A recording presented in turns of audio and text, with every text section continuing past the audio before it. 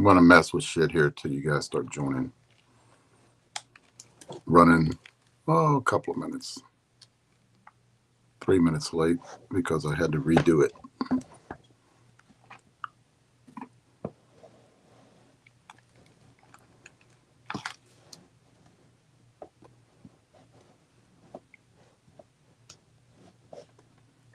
All right. I think that's good.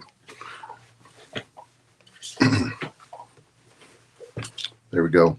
Tell you what I'm going to do, guys, is this has gotten really big. So what I talked to Jeff about doing, and he's going to do some stuff during the week too, is we're going to run 2 live streams, one on Wednesday and one on Friday. There's nothing that goes on Friday. And I used to have the Friday night live going on last year, 2 years ago, when I started doing this, about 2.5 years ago.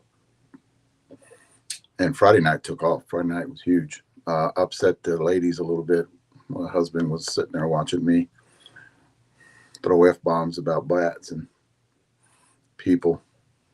So what I'm thinking about doing is talk to Jeff about it, and we're going to bring that back and kind of split it up. That way we're not talking about, because what's happening is we have so much stuff, questions to answer on that Wednesday night. I don't even get to a lot of stuff that I want to talk about.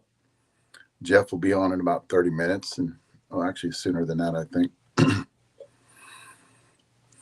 And basically talk about different stuff on Fridays, health and nutrition, workouts, stuff that I take, supplements that I take, instead of trying to get everything squeezed into a 2.5 hour video live stream. And you guys got to go back. The one thing I am doing that I think is badass is I'm separating a lot of that stuff with an app that I have that Leslie got me. And I can cut those up in 30-second, a minute, as long as 2 minute videos where you have a lot of shorts on YouTube. But after, we're probably going to do it. I'll have my daughter's coming in town with my grandson this weekend. So I'm probably going to run it on Friday. She gets in town Friday morning. I'll probably run it on Friday because there's still a bunch of stuff that I want to talk about. And what happens when we do run this, because we do have a lot of people out of California that watch us on that West Coast, is like right now, it's 4:00 there. A lot of them are still at work. And then it's an hour later on that East Coast. We have people that watch us there. Canada, we have, I think Canada is my second or third on people that watch us. I went through analytics today. Mexico, South America, Dominican Republic, guys, we're everywhere. There are people watching us everywhere. And the demographics around the United States is pretty big. And this is getting pretty big. So what we're going to do is we're going to open it up a little bit. Talk about my experiences on Fridays, basically talk about creatine. I do want to talk about creatine and how beneficial it is to us seniors out there, especially if you megadose it.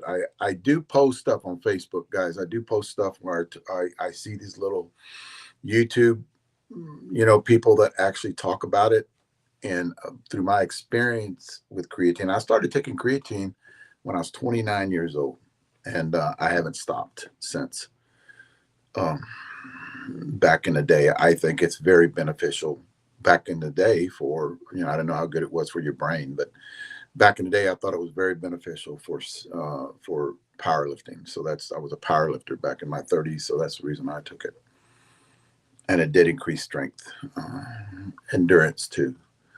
What happens to us seniors is, as we get older, we start getting muscle wasting disease, and anything that we can to prevent that, stronger muscles as we get older, I think that's beneficial. But that Friday night is, I'm going to talk about a lot of creatine. What are the supplements that I'm taking? I started on a new supplement. It's Mark Bell puts it out. It's the Steak Shake. I started on that probably around 4 days ago. and I'm going to try to drop about by Vegas. I'm going to try to drop about 30 pounds, 25 pounds by Vegas. I've already dropped some weight. And what I found out that since I cut out the carbs and I consume very little carbs is I'm not as tight anymore. If you guys watch me hit lately, you'll understand that I'm hitting a lot better now because I'm not all tied up. My joints don't hurt anymore. Excuse me, I shouldn't say that. My joints don't hurt as much as they used to. And I was talking to Murray about it yesterday. I was talking to Murray about it, and I was telling him, I said, man, when I started going, with no rice, not even brown rice, and no processed anything, I've noticed that I feel more flexible. I have my power. My power is coming back. So just things like that. I want to talk about on that Friday, and then plus probably bring Jeff in maybe at the end and talk about what we're getting to, because we got a lot of bats coming in, is Wednesday night podcast. So we have anything coming in on Thursday and Friday, we can't talk about it for another week. So I told Jeff, let's just run a podcast on Friday night. That way we cover a lot of things and can answer a lot of you guys' questions on there.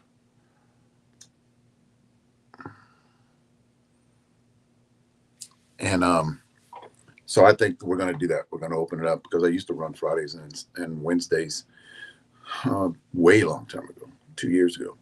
And I think now that we're getting pretty big and we can actually talk about it on split it up.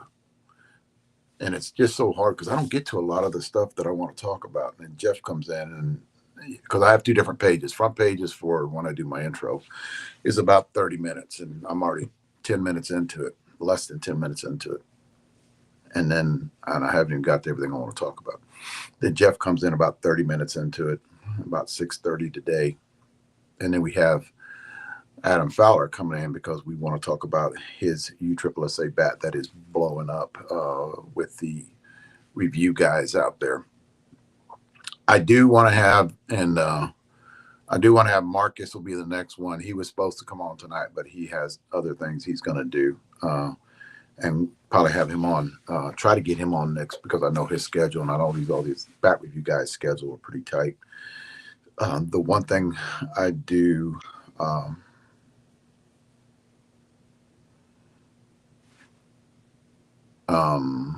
That's 7.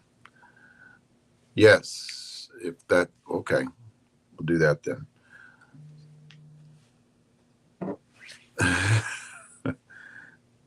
And Jeff Kessler's answer. That's Adam and Jeff talking to each other. I'm on a 3-way. So what we're going to do is, I'd like to get a lot of the bat review guys on here and basically talk about their, what they do, what they've been doing for a while. I did talk to, I don't know if you guys are in, I know you guys know him as Jesse from BP Hero. I've known Jesse for years. I contacted him today, talked to him a little bit via text message. I didn't know that we weren't, I didn't know that we weren't on Facebook, friends on Facebook. But what happened was about a year and a half ago, my account got deleted for something. I don't know what I did, and they haven't told me what I did, but it deleted. I have to build this channel up. It took me a year to do it, to get the people back. And I guess I didn't see that he wasn't on there. But I've talked to Jesse in the past. He's been doing it probably as long as I have when it comes to the bat reviews. I'm going to send him some bats out. Asked him if he would start doing that for us too. And he was all excited. And kind of, talk to him a little bit more. And probably bring him on too. That's another thing too. I wouldn't mind bringing him on too. But I think Chef's going to be on next week. Adam's coming on tonight because his bat gets launched tonight here in a little bit. This is probably going to be a long podcast, guys. So let's kind of sit back and relax. I'm going to try to get to a lot of things, and then we're going to bring Jeff on here when he wants to come on. I've already sent him out the request. We're working off 5 different platforms tonight. The wife set it up and then she took off. We're on 5 different platforms. YouTube, guys, if you guys go join that YouTube channel, that YouTube channel is taking off. That's where most of my shorts, and I don't put all of my shorts on Facebook. I put about 30% of my shorts on Facebook, but the rest of the shorts are on YouTube. If you guys go in there and join, I would prefer that you join. I've only got, it's 50-50 now. Guys, remember years ago, it was only like 70%, 30% were subscribers and 70% were just people jumping on there and looking. But it's easy to be a subscriber. You have to join the YouTube channel, and that ain't nothing. It's free. It doesn't cost you any money. And make sure, doesn't cost you any money. You can go on there and then subscribe to my channel, hit that notification bell, and you'll hear a little thing goes off every time I launch a video. I am launching 3 videos a day, regardless of what I put out. I'm launching 3 videos a day on old podcasts or old behind the scenes on when I used to do senior softball bat reviews and kind of talk about bats. You guys can get on there and gain some knowledge if you want to go through that. They're usually about an hour, 45 minutes to an hour long. And if you guys, hit that senior market is what we're looking at, and you guys are at home not doing anything, kind of jump on there and look through all of those. It kind of, I started that back up here recently is because a lot of the newcomers, like we're going to have newcomers on tonight because a lot of people have been friend requesting me in the last week. So a lot of the newcomers don't know any history on senior softball bat reviews, and they can get it by going through there and watching it. Plus, whenever we talk about weight distribution, I'll get to that in a minute. We talk about weight distribution and bats. You can go back and look for 15 years. We've been talking about this. And it's receipts. What a lot of people are calling receipts. We have receipts. This ain't nothing we just thought up. And you guys can get up there and just watch them, and it's funny. It's actually pretty entertaining if you watch it. You don't mind a curse word every once in a while, but a lot of people will get on there and just relax and get away from I talked about this last week. Get away from. That's the reason I like the shorts. Seamless said your shorts are on point. That app goes through and picks out every little talking point, 30-second talking point, and it puts it on there. That's a badass app. I love it. And the 30 seconds right on point. And only about 30% of those get actually put on Facebook. I'm trying to rebuild that Instagram channel. Guys, get on there and friend me on Instagram. That got hijacked and got put up for ransom, and I did not pay the ransom. I'm not shitting you. It got put up for ransom, and I did not pay the ransom. I figured I'd build it back up again better than when I had it. So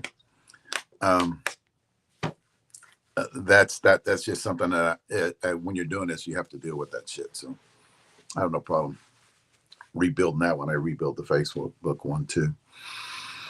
So here's the deal too, guys. We're an open book here, a lot of transparency. I have a senior softball bat reviews group out there on Facebook. Anybody can get on it. We're not those type of companies where we don't want to hear everybody else's opinion. Any bat reviewer can get on there. It's got, I think, 3,000 followers on it, that group. And then any bat review person can get on there and post whatever their bats they're reviewing. I started that when I was in senior softball bat reviews, and I decided just to leave it up there. We have a senior softball buy, sell, and trade.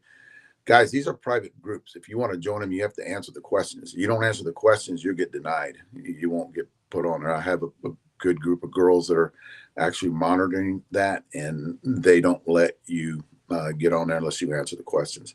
We try to keep all the scammers out. We do a lot of vetting on people, and we have our people that are actually part of that page actually keep an eye on it, make sure they don't have a lot of scammers in it. The problem that we're having, nowadays is there's a lot of people that will scam you. I tend to do, whenever I have somebody that wants to friend me, I tend to stalk their page a little bit. If they don't have a lot of friends, I don't pay attention to them, and I kind of look through and make sure they're affiliated with softball. If they just have pictures of themselves all the way up and down, we usually don't. Um, I don't friend them. So it's gotten that. It's sad that it's gotten to that. But doing what we do, we have to. You guys too should do this, but doing what we have to do. Um, you have to. You have to vet a lot of people because you don't want to get either shit put up for ransom, or you don't want to get people that are trying to scam you out of money. And it's just something we have to deal with. I don't understand how come Facebook Meta. I don't understand how come Meta lets it go on. I mean, there's so much shit. I was talking to my wife about it the other day. If you're watching a little clip of a short video, all the other stuff that pops on after it is like bad shit. So you got to answer the questions when you get on there. And then make sure ask questions. That's the biggest thing when you're on there. Ask questions. Do have a buy, sell, and trade. That's open to anybody. If you're selling any other kind of bat company, you can get on there. I'm not going to let you not get on there. And that's just the way Short Porch does. It doesn't care what bat company you're from. You can get on there and post stuff for sale. The senior softball bat reviews, you can brag about your bat or whatever on there. We're not going to isolate you guys from doing that. So those are a couple of groups you guys need to join. There was somebody said the other day, and I don't want to get into that yet. That's compression testing. Instagram, building that up. Guys, let's look. I've got 26 people on here right now, and I know a lot of people can go by and look at this again. Write it down. It's shortporchcuttingedge.com. I have a website. It actually is the old Senior Softball Bat Reviews website. I've had it every year for a long time. And I'm not going to, this is what I'm going to do. I'm not going to read that. So I have a website up right now that is dealing with Short Porch, and it's got a lot more information on there. And what's going to happen is Leslie's going to take a lot of the information, probably put it, not as much as I'm putting on there, but a lot of the videos she's going to put over are a lot of weight distribution numbers. It has a lot of weight distribution among numbers on the bats that we're actually got. We're going to show you guys in about another hour of the bats that we have right now, and that are waiting to be hit. There's a couple of them that are waiting to be hit from me. Everybody else out there been hitting them. The one thing about living so far away from Savannah, Georgia, is that it takes 3 to 4 days to get my bats here. And I talked to Clem and Trey about this the other day, and I usually don't put video up till later on. A lot of you guys have been asking me about that. How come you're getting your bats? Everybody else got videos up. It's just that we're too far away. A lot of those guys are around Florida to get their bats sooner because it takes less than 24 hours to ship it to them. So that's the deal about that. I don't need that to go down. Shortporchcuttingedge.com. There are videos up there. There are weight distribution numbers on there. I'm going to get more weight distribution numbers on there as I get into 25, 26, 27, and 28 on these new bats that are coming out. Clem's bat, I've got the 28 weight distribution numbers. I need to get to 26 and 20, 25, 26, and 27s on there. That's all that's going to be on there, right? All those are going to be on there on the new bats. The old bats, guys, I just memorize them. You guys need questions on them, you can ask me on the weight distribution on bats that were put out a year ago. My old bat, the sup bat, I should be the soup bat, but it's a sup bat. Jeff renamed it. He always does that. He renames bats.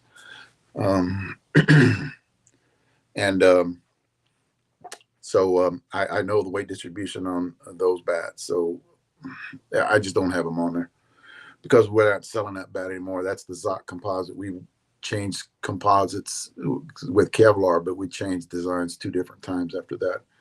Once with the Kevlar, and then after that we went to the 3-layer, which I don't think we're going to talk too much about that tonight. And the one thing that there's a question out there, and unless you've swung a lot of bats, you're not going to really know. And there's a lot of, whenever you're on this buy, sell, and trade, a lot of people are asking for compression numbers, and that's just something that I talked about a while back. Was it's going to be a time where when you're selling a bat, you want to know the compression numbers, and I kind of did that whenever I would sell bats on eBay 2 years ago, 3 years ago, because I had a big eBay channel where I would sell bats on the bat reviews, and I would sell them. I'd get a little bit more from them from there, and eBay always protected me from scammers. And I always included my compression numbers because I wouldn't sell a bat if it was at a 150 or a 140 compression on there, because you remember I did a lot of other bat companies out there. So I wouldn't sell a bat if it got down to that. I usually give it to a senior and older guy in the 70s or 65s and give it to them. They could get benefited more than I would because I would implode the barrel. The one thing I have noticed when short porch is the Kevlar doesn't do that. It doesn't. The lower compression numbers actually has great barrel response. The higher compression numbers have great barrel response. You know, there was a time where I couldn't swing a 220 compression, 210 compression. Now I can with a Kevlar. It's a little softer, more durable.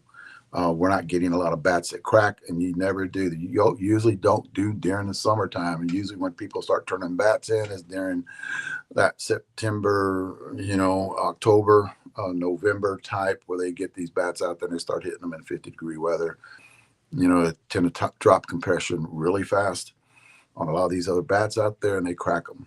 When I was doing senior softball bat reviews, I hardly ever did a bat review during those times when the weather would get cold, because it affects the balls too. So when you affect the balls, you affect the performance on the bat, and you could get a false review on a bat that you swung and get out there and say it's the hottest bat you have ever swung, and then all of a sudden during the summertime you pick it up and it's like this bat sucks. Well, yeah, because the balls you're hitting are cold, hot at that time, but they're cold when you did the review on it. And then the barrel gets softer too. So there's so many things that go in these bat reviews, guys, and I don't think you guys understand that. It's just what these guys got to do when they're out there. It just the timing of everything is great too. You have to have a good group of guys that hitting with you that understand bats. Now, a lot of you like talking about compression. A lot of guys are asking for compression on these bats they're selling. A lot of you guys, you crazy? I can't. I don't know what the compression is. Well, if you're hitting a bat, you can usually feel. If you've hit a lot of bats, you can feel the flex in the barrel. A lot of you guys that have hit a lot, you know what I'm talking about. You can feel the ball imploding for your bat speed. And that doesn't mean the bat sucks or the bat's not good for you anymore. That means that somebody with a lesser bat speed would benefit, the ladies especially. The guys that are 65, 70, 75, that play that AAA, AA, maybe a little bit into the majors, give that bat to them. They would benefit better from it, and they wouldn't implode that barrel. Been preaching that for years. Don't sell. The only thing I can tell you guys, I can't police that, but because it is our channel, the only thing I can tell you is at least be honest and say it imploded too much for me and my bat speed's at this 80 miles an hour. Now, how can you tell what your bat speed is without a bat speed tester? I actually have a tester that I bought years ago, and I would put it up on a fence, and it's a club head speed tester for golf, and it does bats too. So that's the way I got it, and it was got mine, and usually around mine. I only had to do it a couple of times, guys, and I can tell when my bat speed is diminishing. I can tell when I have fast hands. Usually the performance on the ball when I'm hitting it will actually tell me a lot. Now, on that, when you're talking about compression testing, everybody doesn't have a $1,200 compressor tester. So the one thing I'm telling you is just be honest. Just be honest with people out there. Tell them, hey, it imploded on me. Maybe you can benefit from it. That way, what's going to happen, if you're honest with people, what's going to happen is maybe that guy might not get it. But then again, that 65-year-old guy that knows that's a good bat will pick that bat up and pay you your money that you want for it as long as you're honest with them. The problem I see now is you're getting these guys that are getting bats and they got all these striations in it. And you said you had 50 swings on it. And then I get the picture of it and they're going, how many swings is this bat? They're not even telling me anything. There's how many think you got? Because I can do this, right? Jeff can do this. Christian can do this. Cage can do this. They'll pick it up and they'll look at it, and I can usually give you a rough estimate within 50 to 75 swings on how many swings that bat has, just by looking at the barrel. Because I've been doing this for a long time. You know, if they're like that, then not that much. But if those striations are all up and down the barrel, you've got over 300 swings on the bat. So you get a lot of dishonest people out there on these buy, selling trades. Just be honest with people. You know, there'll be someone else wanting to buy that bat if you got 340, 350 swings on it and it's got striations on it, but it just doesn't work for you anymore. Somebody else will buy that bat. I'm telling you, because that's what happened on eBay. I was honest with people. What happened was the older guys were buying those bats quick because I was honest with them, right? You're not going to lose everybody if you tell them how many swings you have on the bat. Just don't lie to them, because you get that X on your back if you lied to them.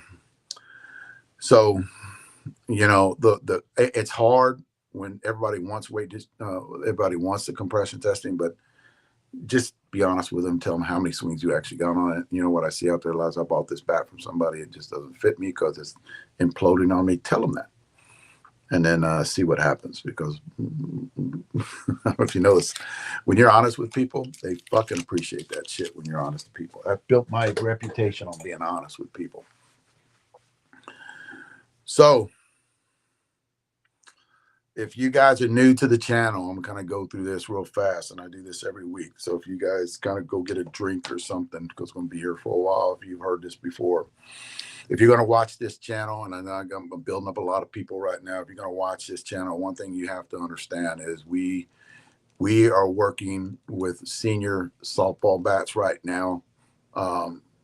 It changes because we have different categories when it comes to short porches.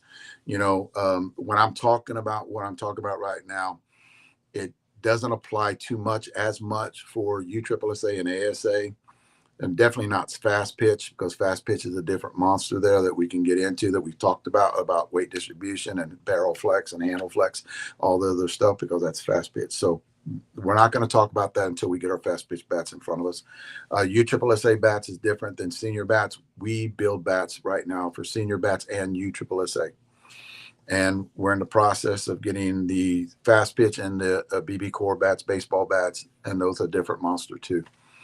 But we will hit different categories, right? This is the category for seniors. I'm going to tell you this, and it's going to trickle down into, you know, your fast pitch a little bit, what I'm talking about. Everybody here should know what their bat speed is. Even you ladies out there, we got 21, 22% ladies watching this channel right now. On the YouTube channel, not so much. But I think what happens with that YouTube channel is they get on there and they use their husband's access, and they get on there and girls, it's like 5% on YouTube. So if you ladies can get on YouTube, get on there too, because I got a bunch more information on there you girls can look at, will better your game on what better bat to pick. What Short Porch started doing was it's no longer one bat. One bat fits everybody. You know, when you would go to one of these tents and here, pick this up, it feels good in your hands, go ahead and it's yours. Give me your $300 and walk on down, or 230 when you're buying another senior bat, and just, we'll see you later. And you take it home and it doesn't fit your swing. What we do is we kind of change it up a little bit.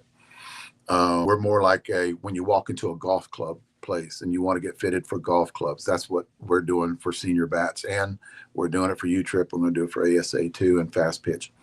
And then, a little bit with that, baseball bats too. And plus our technology, our material is bar none the best out there right now. It's made in the U.S. So that's one thing that gives us a little bit of a leg up on everybody too. So bat speed is the number one. Let me talk to you now. Listen to me. Let me talk to you about bat speed. And a lot of you ladies or men out there don't want to go buy that little machine that $130, on eBay. You can put it on a cage and swing it, or chain link, swing it in front of it. It's going to give you, you take the average 5 swings, good swings. You don't take them when you're tired. You know, I've got videos out there on this too. You don't take them when you're tired. You don't take the swings when you're tired. You take the swings when you had a good night's sleep.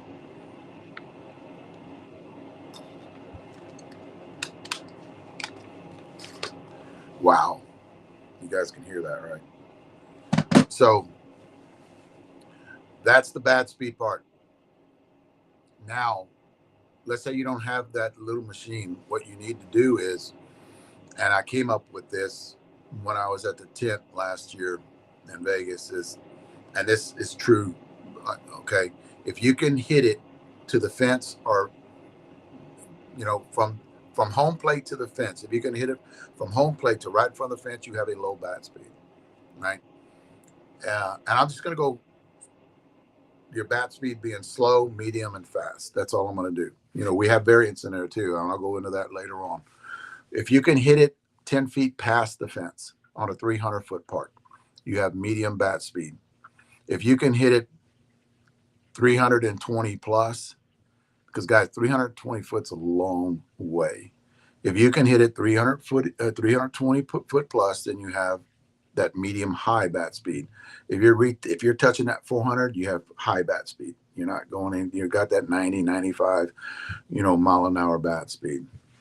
So that's the way I look at it when I'm talking to seniors. And they'll ask me what better bat fits my swing just by looking at them. I'll ask them, how far can you hit it on a regular softball field? In BP, not in games. And BP is different, guys. So NBP, hitting 44 375 compression balls, and I'll talk about balls here in a minute if I can. So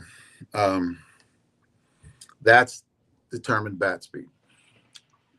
That being said, right, so you got a good idea what your bat speed is. And on that website that I talked to you guys about a minute ago, it's porchcuttingedge.com. I actually do have the bat speeds in there, which goes with the miles per hour. That's a little thing that I came up with a while back. And I have the bats underneath there that better fit your swing. Compression. Everybody here needs to know what compression level with their swing that their bat top performing is, what it's top performing at. So that you have to understand that too. Everybody's different. Trey's different than me. Clem is different than me. Murray definitely different than me.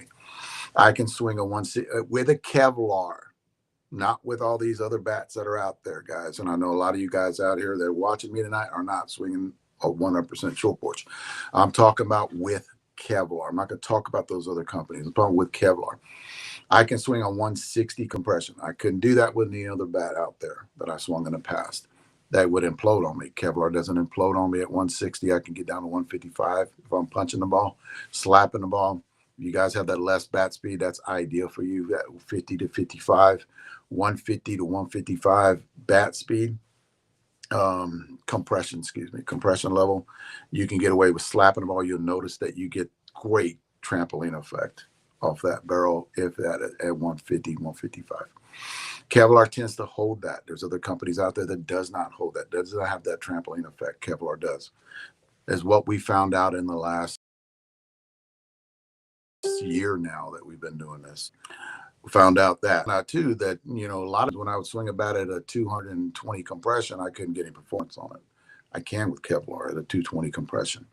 The only thing is you got to, that I've noticed, we have to loosen that bat up, to get it where I can hit it and hit it out.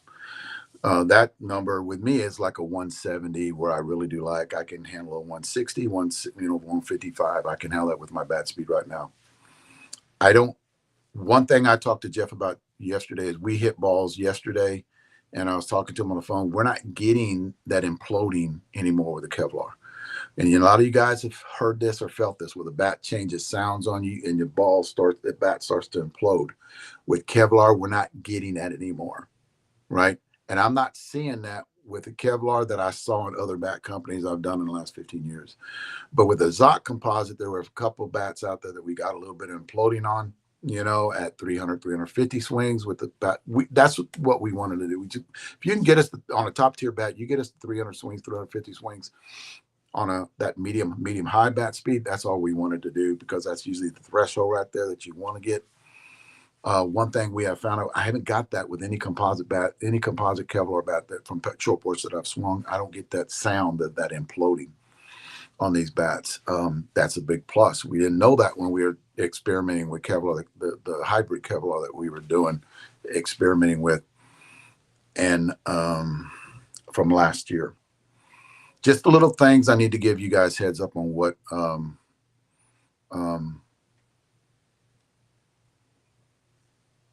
what are your thoughts on using a USSSA bat in a 52-300 league? Hell no. Why would you use a USSSA bat with a harder barrel? USSSA bats do not perform, and I'm going to talk about that in a minute too. USSSA bats do not perform well with as well as senior bats. They just don't. They're that's why it's a 1.21 BPF and not a 1.20 BPF. It's just rated different. So you're not going to get any. There's a question that was asked to me yesterday during BP was on these. What do you recommend on a 52? What barrel do you recommend on a 52-300? Guys, don't worry about the barrel. You worry about the load. The barrel does. The biggest thing is the load. You want a big mass on the end.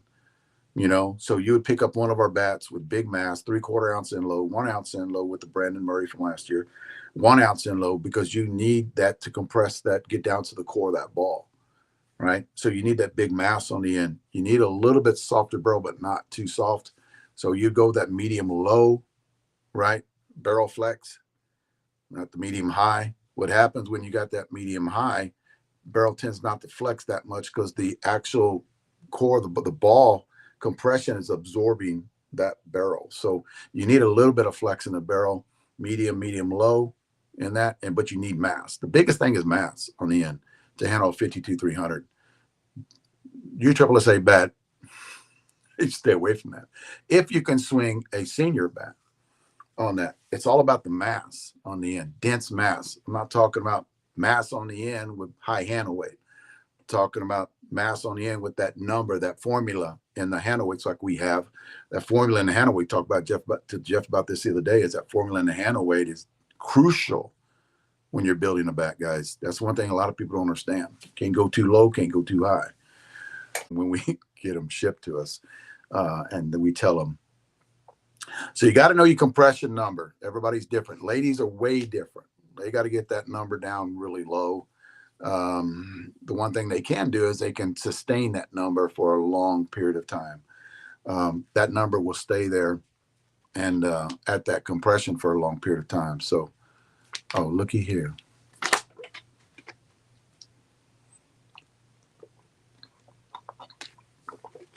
Hang on, Jeff. Last thing, that compression. Ladies need to be lower than men. You older guys, 60, 65, 70, 75, 80 need to be low, really low too on that compression. Find somebody that'll do them randomly for you. I take my compression tester everywhere I go. You guys want to come by and do a compression testing on it, go ahead and do it. Jeff, you just fell off. I didn't see you no more. And here's another thing. The last thing before I get off is the bat speed has a lot to do with handle flex. So I kind of went there. The bat speed, when I talked about at the beginning, if you guys got a high bat speed, you want a stiffer handle. You got girls and guys have that low bat speed. You want a little bit of flex your handle, but not too much.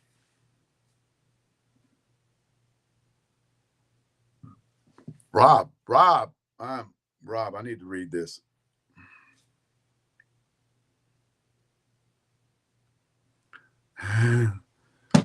Rob is the man. He's always Rob Peters, one of our guys, one of our factory hitters, is the man. That guy does some good shit. I would like to bring him on one day and kind of pick his brain. Maybe that Friday night I'll bring him on.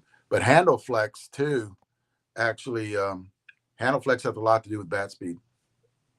Higher bat speed tend to desire a little stiffer handle. You want more control. Higher bat speed, there's a formula there too with that lower bat speed. Y'all want to not too much of a flexi handle, because you guys remember a long time ago they had these. I'm not going to say who put them out, but some other bat company out there put on these flex. That was just too much for a lot of these people that actually had that. If you're taller, have that looping swing. You don't push that top hand as much, and you're taller and you have that looping swing. On top, a lot of tall guys just have that, use that leverage, right? So if you're using a lot of leverage and you're 6'5", 6'4", you tend to want a little bit of flex in that because you're looping it. It almost, it's not a big whack. It's not a big fast hand, powerful. You have a looping swing. You tend to want to a little bit flexier handle on it too. On that handle flex. And that's different. Here's another thing too, guys. That's different when it comes to seniors. Different. Come on, Jeff. It's different when it comes to seniors, different when it comes to U-Trip and ASA. I'm going to put U-Trip and ASA together because the guys that are swinging those are usually pretty comparable to each other. The one thing I have seen with my analytics too is a lot of the 25, 30-year-old guys are joining in on the podcast and watching what we do. And that's a big plus when it comes to us, because we are reaching into that USSSA, especially with Adam's bat coming out tonight and all the stuff that we hear about it. The feedback we're actually hearing from Adam's bat, and we want to go broad across. There you go. What's up, my man? Did it just kick you off if I didn't join you right now, and you'd have to join again? Is that what it was doing? Yeah, I had to clear my cache and everything and come back on. I tried to come back on without doing that, and yeah, I just had to clear my cache and come back on again. I guess okay. You only have a minute or two, and then it goes away. Maybe, I don't know. It's less than that. I think it's like 15 seconds, and if I don't click on it, it's not gonna pull you. It's not gonna pull you in. The one thing I wanted to talk about is just basically what we do is about weight distribution and bat speed compression. Like I told Clem, I'll talk to Clem, and I talked to him that day, and I talked to you about this. Is Clem, because of his bat, right? And he's got his bat at 175, 180, and I told him, don't, with this Kevlar, do not think way into that bat compression number. Because what we're seeing across the board is they'll get to 175 and 180 and stay there for a couple 300 swings and stay there, right? And then it'll get down to 165. But I told Clem the other day, what you're getting at 160, 165, and you're still getting that trampoline effect, and you're not getting imploding, which I talked to Trey about this, and Clem, is you guys ever notice that we're not getting imploding anymore? That sound that you would get with that imploding with the Kevlar, we're not getting that anymore. And I kind of talked to you about this, and then you talked about some other material that you're working on for next year, and then I'm like, holy shit, we won't talk about that after Vegas on that one, but so making it better. And I don't understand how we can do that. This is my mare bat, and it got down, like you said, around 175 and kind of hung around there. And sometimes too, when you're hitting it, if you test it right after you hit it and you're outside in the heat, it'll be a lot lower than if you take it, sit it in the air condition for a while, and then retest it. I know Alan put out a video about how the Kevlar was going up and down like 25 pounds with the temperature from right after you hit it in the Florida heat to being in the house for a day. So it's very resilient. And I haven't heard or seen one implode yet on this. Not to say it hasn't happened, we just haven't seen it, No. So the Kevlar hadn't been doing it. So we have seen them get very low and we just hand them off and haven't even cracked yet, right? With 700-800 swings on some of them. It's something that I've never experienced. Even with our first run of bats last year was with the Zoc composite. I've never seen anything like this on what it's doing, because it's at higher compression, it's flexing really good, and at a lower compression, it's actually flexing really good. You're not getting that which benefits seniors a lot, because if they want to walk into a tournament with a 150 compression, they need to be reassured that they're not going to get tested at 140 and get kicked out. right? Yeah. And the Yeah. testing and shit, Absolutely. like I said the other day, a lot of people are freaking out about the testing. Oh, I don't want to be caught. Well, hold on. If you're not cheating, if who cares? Because they're just going to take your bat and test it to make sure it hasn't been, And to give it make sure it back has to you. mess and Yeah. give it back Give it to back you. to you. You'll get that Yeah. bat back. You'll hit it in BP and have your Yeah. gamer with you, or you hit it in a league. Okay, Yeah. it doesn't really matter. Like, oh, I don't want to go up there and get tested. Well, who cares? It doesn't mean that you're cheating. It doesn't mean that you're cheating. It just means that your bat got down there. Luckily, we haven't had bats. I haven't tested a bat that tested at 140 in a long time. 135 in a long time. I haven't had that Yeah, happen. you'd have to really beat that bat up and get some swings on it, and it would be you would probably know that you needed to switch bats at that point Yeah, anyway. yeah. So And you know the that. the less bat speed you have, are the ladies or the older guys out there, hell can swing a 150 compression for the rest of the year. Yeah, Because they don't have bat speed that's going to make that compression lessen anymore. So that's the educational part that we talk to people about. Like, you need to be you need to be reassured. They need to be reassured that, hey, it's not going to happen, guys. It's not going to. well, there were a lot of bats pulled across this year. Um, Not really our bats, just companies' bats. But that just they were below 140. They pulled a ton of bats. I know they said it was one brand specifically, one bat happened a lot with last year. The bat wasn't being shaved. It was just getting below 140 and wasn't broke yet. A lot of people had them and didn't realize. And I could see that happening. Especially if you're not a hard swinger, maybe those bat was in the 130s. Them guys didn't know. They didn't have a tester. It's really high. I mean, nobody's at fault for that. That's just No. the threshold of 140 it wasn't there to stop people from hitting bats that got down. It's there to catch bat shavers. Yes. Right, Yeah. wrong, or indifferent. I'm not going to say whether we agree with it or disagree with it, but it's there to stop bat shaving. Period. It has nothing to do with a normal, non-altered bat getting down low, which absolutely can happen. So the whole 140 thing was to deter, first of all, deter bat shaving, and second of all, to catch some people and get them banned. It has nothing to do with the bats actually that get dropped down and they pull, because they just pull them all that get random tested below 140.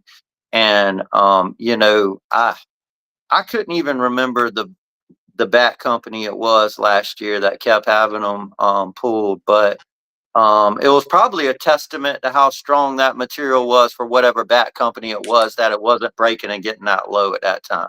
You Yeah. know, and absolutely, Kevlar is really resilient on breaking. It absolutely can get below 140 and will at times without breaking. And any good material could and get pulled. Um, as you look at, and people aren't used to it on the U trip side, but if you go, I mean, on the senior side, but if you go to a U trip tournament, they might have 20 bats sitting around that they've pulled that failed the 240 test. And some of the bat companies are making them 240 in the wrapper. So, with that being said, it doesn't mean you're cheating. One, it really means nothing. It's just the threshold to catch the cheaters. It means Yes. nothing to do with the bat company or the bats. So just to clear that up. But Yeah. and they had to do something. This was their best foot forward to deter bat shaving. Right, wrong, or indifferent. I'm not saying it's perfect. I'm not even saying it's a good way to go about it, but it's what they came up with. And doing something is better than doing nothing, you know. So, so Anytime that, that they can put something out there that's a deterrent that make people think before they took a shave bat to a big tournament, I think that's great. And we yeah, could sit here yeah. and we could sit here for an hour, me and you, and talk about, is it good or is it not good? At least they did something. You know what I mean? At least they did something. And hey, if you have a better idea, I sat on that board. If you have a better idea, man, let us know. We'd be glad to run it up to SSUSA a better idea of how to catch cheaters. Yeah. And that's what they were trying to do. It had nothing to do with the bats getting below 140 and the bat companies. So, but tonight, you see my shirt. We're here to talk about this bat, right? And I know Adam's going to be on in a minute. We're Yeah. here to talk about, and this bat is the most height USSSA short porch bat ever to be released. Wouldn't you agree? Ever to be released. And we put it out there to a few people, and it's going out to more people as of tomorrow, because we're sending it out to get the word out to everybody. But we knew Yeah. that this was going to happen. We knew because of our material and stuff, but we knew that we were going to get there. I didn't know it was going to be this fast, and a lot of people are surprised swinging this bat. And it's a badass bat for a badass cause, and for a badass guy, a guy that actually works his ass off to bring out something for a lot of people out there. And what better person, than Adam Fowler. Yeah. Yeah. So Adam was, you know, um, he obviously, I tell people all the time, he was, he was always one to push me to, he's like, man, I love the spin tech stuff. Porch should come out with spin tech one day. And he always would mention it. He's a big fan of the spin tech. This is our first USSSA spin tech, and it's only fitting to be the Fat Guy BP bubblegum, as it's called. And what a great bat. I know you just got yours. We've been hitting them again. We hit the R&D ones. I know you guys have too. They're phenomenal. But the painted one, I know you haven't hit yet. You've seen all us here hitting as they just came in. A few boxes came in Friday, and then the rest came in Monday. So yeah, I just let you guys know, this is a 26-ounce weight distribution. Numbers on it are 16.7 with an 8.6. Right there, you guys that can see it. that's pretty 16.7. darn nice right there Yeah, for a USSSA I bat. love those numbers. It's got that that knob. It's got that grip spin on it, right? There, Absolutely. Got get grip spin knob, grip spin barrel. So, your grip spin that'll barrel. stick to Yeah. your batting glove. I'm not sure how long that's gonna stay on there, as we just started doing it and putting the grip Let spin on the knobs, let me explain to a lot of you guys out there, though. If you guys wash your bats like a lot of you guys do when it comes to this spin tech, this grip spin, what you're going to do is warm water and dish soap, right? Is usually Yeah. what happens. You don't have to scrub it; just rub it on there, warm water and dish soap. Don't Guys, don't overthink this, because I've swung Dudleys back in the day for a long time. My bats, I never washed it, and I still got the grip spin effect. So it's a lot of you guys out there ain't all about doing that. I have no problem with you guys doing it. You guys want to know how to do it, I'll tell you how to do it. But one thing that I find out, that my bat was thrown around a whole tournament. I never washed it off. I never did anything. And I can still, because I'm a cutter, I can still feel it. It'll grab that ball and spin it really good. Now, the difference between it being washed and not, I couldn't tell the difference. I really couldn't. So, but it gripped it. Yeah. I knew the difference between the Me grip either. spin and a regular bat. I knew that, because I would miss Yeah. hit them. The ones I would miss hit them up, the balls that I would miss hit up, a lot of you guys want to know, it would get an extra spin to it and it would travel further. That's what we got out of it.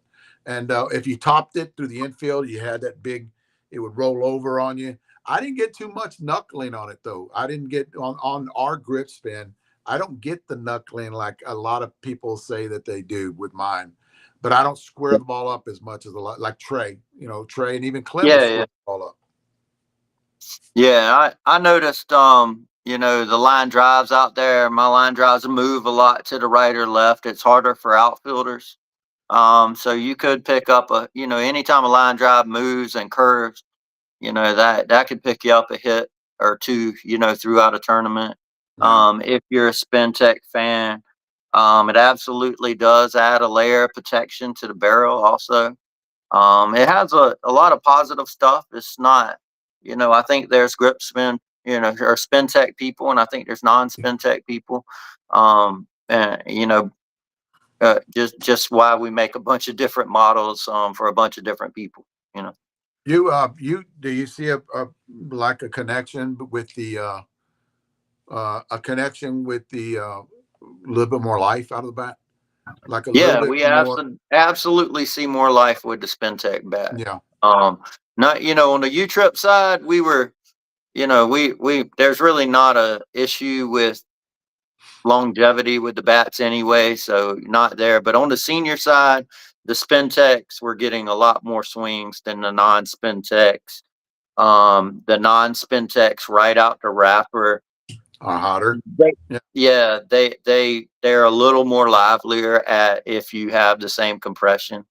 That then you would want to go put a few more swings on the spin tech. And I think some of our non-spin tech, if you got the OG or the mare, I would absolutely argue that you don't need any swings on that if you can swing average or harder. One swing to 10 swings to 20 swings, it doesn't matter to me. I can pull it out the wrapper and hit it with the Yeah. mare or the OG. It's absolutely any break in is not necessary. I know most people say put 5, 10, 20 on it.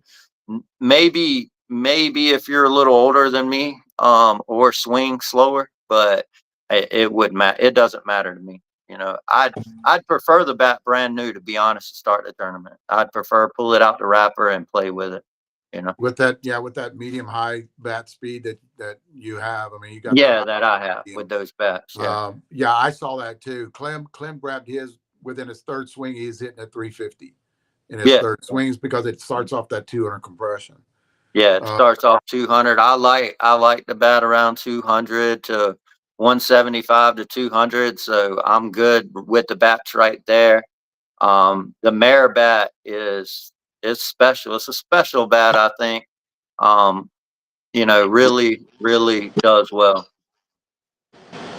There's the man of the hour. Hey, what's going on, guys? How are How y'all? you doing? Boy, you're Not too right bad. on time too, man. You're like Yeah. right there. That's what I like. That's what I like. You Yeah, got man. it right there. Just I was like, turn the volume down and go get. I got some more UPS in, so I had to go check and see what it was. Some more bats coming in. So there you go, brother. There you go.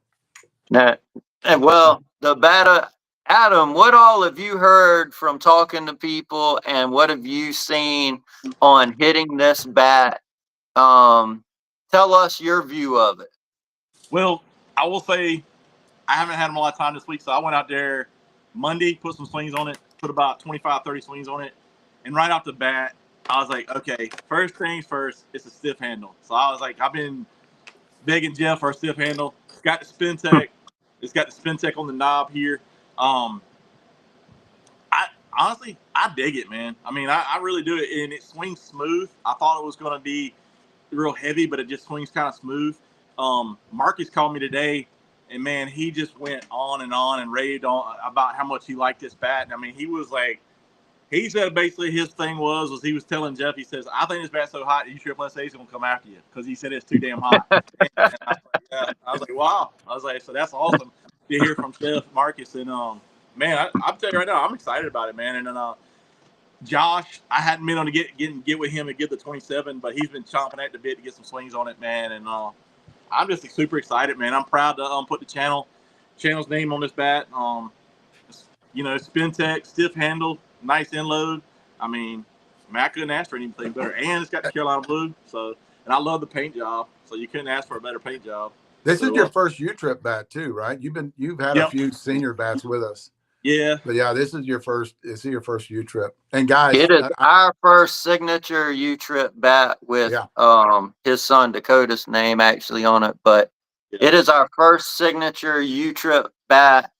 I think it's very fitting. It's something that I'll always remember, and hopefully Cage and them will 20 years from now, right, Dave? They'll remember that. Yeah, this is the first one. So I know Marcus. Everybody was like, man, how Marcus get a lot of videos out before Dave and Adam and you and all. But I'll tell you, the bats came in Friday. I seen Marcus Saturday, and if you hand that guy a bat if you just happen to see him, hand him some bats. That guy the next day will have videos on it. Yeah, he will. Marcus, he's the hardest working dude in bat reviews. I've never seen anybody pump him out as fast as he does. I agree. I mean, I got a little bit less time now, but yeah, Marcus pumps him out. Man, there's nobody who works harder than that dude. Yeah, he turns them out like that. It was wild, but yeah, I just happened to be in Tampa and had only a few boxes came in. The rest of them came in Monday. So Yeah. we but I did have one with me and handed it off to Marcus with a few of our new senior bats, and man, he had video out before we did. So hats off to him for working so hard and getting the videos out. But I've seen him work like that. He works really fast with bats. He really does. Yeah. Friday, I think it was Friday. I think Allen had some young guy out there hitting. I didn't know the guy's name. I'm sorry, I don't know his name, but he was a big old Yeah, boy. because I was there. Yeah, I was there on hand. Yeah. He was hitting it, but he was kind of like flaring the ball off a little bit, kind of to the right center and stuff. And I was like, man, please don't say that's a flexi handle, dude. I was like, oh no, because the ball will flare off with a flexi handle sometimes. And I saw Marcus talk about it, and then I got it Monday, and man, I was like, first thing I did was test that handle, boy. And I was like, heck yeah, dude. Me and the still put some. You can't bend it. Yeah, you can't bend. Yeah, Adam knows if me and Adam went up there and we were picking bats and hitting against each other, I would pick the flexiest shit we had, and he would pick the stiffest one. And it's just that's why you make different bats for different people, right? Oh yeah, there. absolutely. Yeah. And there's nothing against flexi handles, man. I mean, they're for it's like you said, there's a bat for everyone. It's kind of like what you guys were saying. Is that you get fitted for like a golf club. It's just the kind of way you do with a bat and stuff. I mean, guys swing balance. Some guys swing balance with flex handles. Some guys swing. They can't do a balance because they need a little drag in the bat, so they feel like they're not over swinging or they're rolling over or they're swinging it too fast. And some dudes, man, they'll cuss a mid load bat. But I mean, Easton did it a long time ago where they were having an issue with like their baseball bats in the College World Series because everybody kept hitting home runs, and they went to the mid load. They were saying, "Hey, you got to dumb down the barrel." They went to the mid load, and guys hit more home runs. So I mean, certain people like a mid load. I mean, it depends. Or someone wants a big end load. I mean, and skinny handle, thick handle, whatever. It's all different, man. It's all different and stuff. Yeah, definitely, and it comes to the mass with the bat speed, and there's definitely a formula there that's been around for years. But and we see it with our DDT, right, Dave, with the mid load and the end load. That's something that we'll talk about that. That's something that nobody else has done. It's just a different feel. But there's a desire for it too, like Adam was saying. It's just different bat for different people, and we knew that when we built the DDT. Like, there's going to be a group of people that really do love this because of the consistency that it puts out. So yeah, it's just something that, like golf clubs, we're just going to do different things and fit people for different swings. We've seen a lot of the short porch guys, our signature guys, have moved over to the DDT, just because. I mean, just to be honest, it's the performance. They see the performance and distance that they're getting with the DDT that at that kind of power, they can't get it with the other bats. So they moved over to the DDT, and it's fun to watch them, mainly David Ireland and Brandon Murray. And man, they hit it. They show that bat off, and they'll be hitting it all summer. And Brandon Murray, of course, has a DDT senior bat coming out very soon, and our first ever DDT USSSA tech will launch in 10 days. So and this is our first spin tech design, and I know Adam was real high. Well, everybody was real high on the blackout spin tech senior as we brought it out, and this is a very much a USSSA version of that. Starts off around 275 compression. You had it about 285, right? Yeah. Mm-hmm. Yeah, 285. I had it at about 275, and it's fire, man. It's really fire, and And I knew Adam would love it because he loved that Spin Tech Blackout and his 12.5 Fat Guy BP bat, which had a little light handle weight, was a little lighter than we wanted, but I'll tell you, man, that thing got great distance too. Yeah, you're talking about the DDT.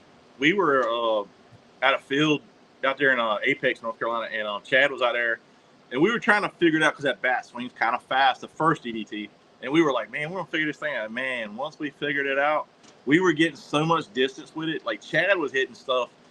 When you go out in our left field, there's a mobile home or trailers because it's a school, and then you got the tennis courts and pickleball courts. And man, people were moving their cars because he was hitting them down there, dude. And we were just like, "What the hell, dude?" I was like, he was just getting crazy distance with it, And it takes a minute to get used to it, but man, once you do, it'll reward you. I mean, it really will. I mean, you'll benefit from that bat. Yeah, it takes a little bit. Yeah, Trey actually, when we first started doing R&D on it, Trey had said it like, okay, like you'll understand this. Whenever you're doing bats and you have all these bats and you're going to break them in, right? It takes a little bit to get into the next one, but if you've been doing it for a long time, right? When you're doing all these bats as a bat reviewer, well, the jump from one bat to the next, because the weight distribution and all these bats are different coming from all these companies that get delivered to you. So it takes a little bit, right? It just takes a little bit more when you're transitioning into that DDT, because you got to get used to it. That's the one thing that we noticed. Grabbing that DDT, it's something that you're gonna, if you game it, you can't have anything else. You just gotta have another DDT in there with you, and because it does have a different fluid swing to it, it's fluid, and it's that bat head comes around pretty quick on it too. So because you got dual distribution, you got weight in both sides of it. So yeah, that's one thing that we found out. Because you're right, definitely. Yeah, and I mean, and I know you guys, between the two of you, y'all hit probably 10,000 different bats.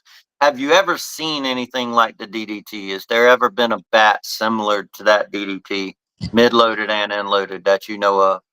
Not me, not really. I mean, No. not the way the weight is on it. No, it's weird, and it's like Dave said, you go ahead and put some swings on it to kind of get it there. But like, I got a Chad and a Josh, so not everybody has a Chad and Josh, and they broke it in a little bit for me. But I went out there, man, and I was just like, all right. And Chad was giving me some shit because I won't hit no bombs, and I said, all right, we'll see. And I went out there, and I didn't have my blackout with me, and I go, okay, I'm gonna see what I can do. And I changed my swing a little bit. I kind of lifted a little more with the swing instead of cutting it. Man, and it just, I mean, I was just like, damn. I was like, this is crazy, because I was hitting them. I'm not a home run hitter, but I was hitting them up in the pine trees. Now, that might have been 310, and that's probably the best I'll ever do, but it was still, I was like, damn, what the hell, dude? And I mean, and even Savannah that hits with us, when she's out in the outfield, there's nothing she loves more than robbing us of home runs, right? And she talks shit to us. And she was like, damn, Adam, you're hitting the shit out of it. And I was like, but she gave me a little, I said, hey, data boy, kind of. And I was like, well, because if Savannah says a data boy, I did something. You hit it. Well, she's tough, man. I will say, to get to this bat, I know you guys hadn't swung it a lot, but we hit this bat several times.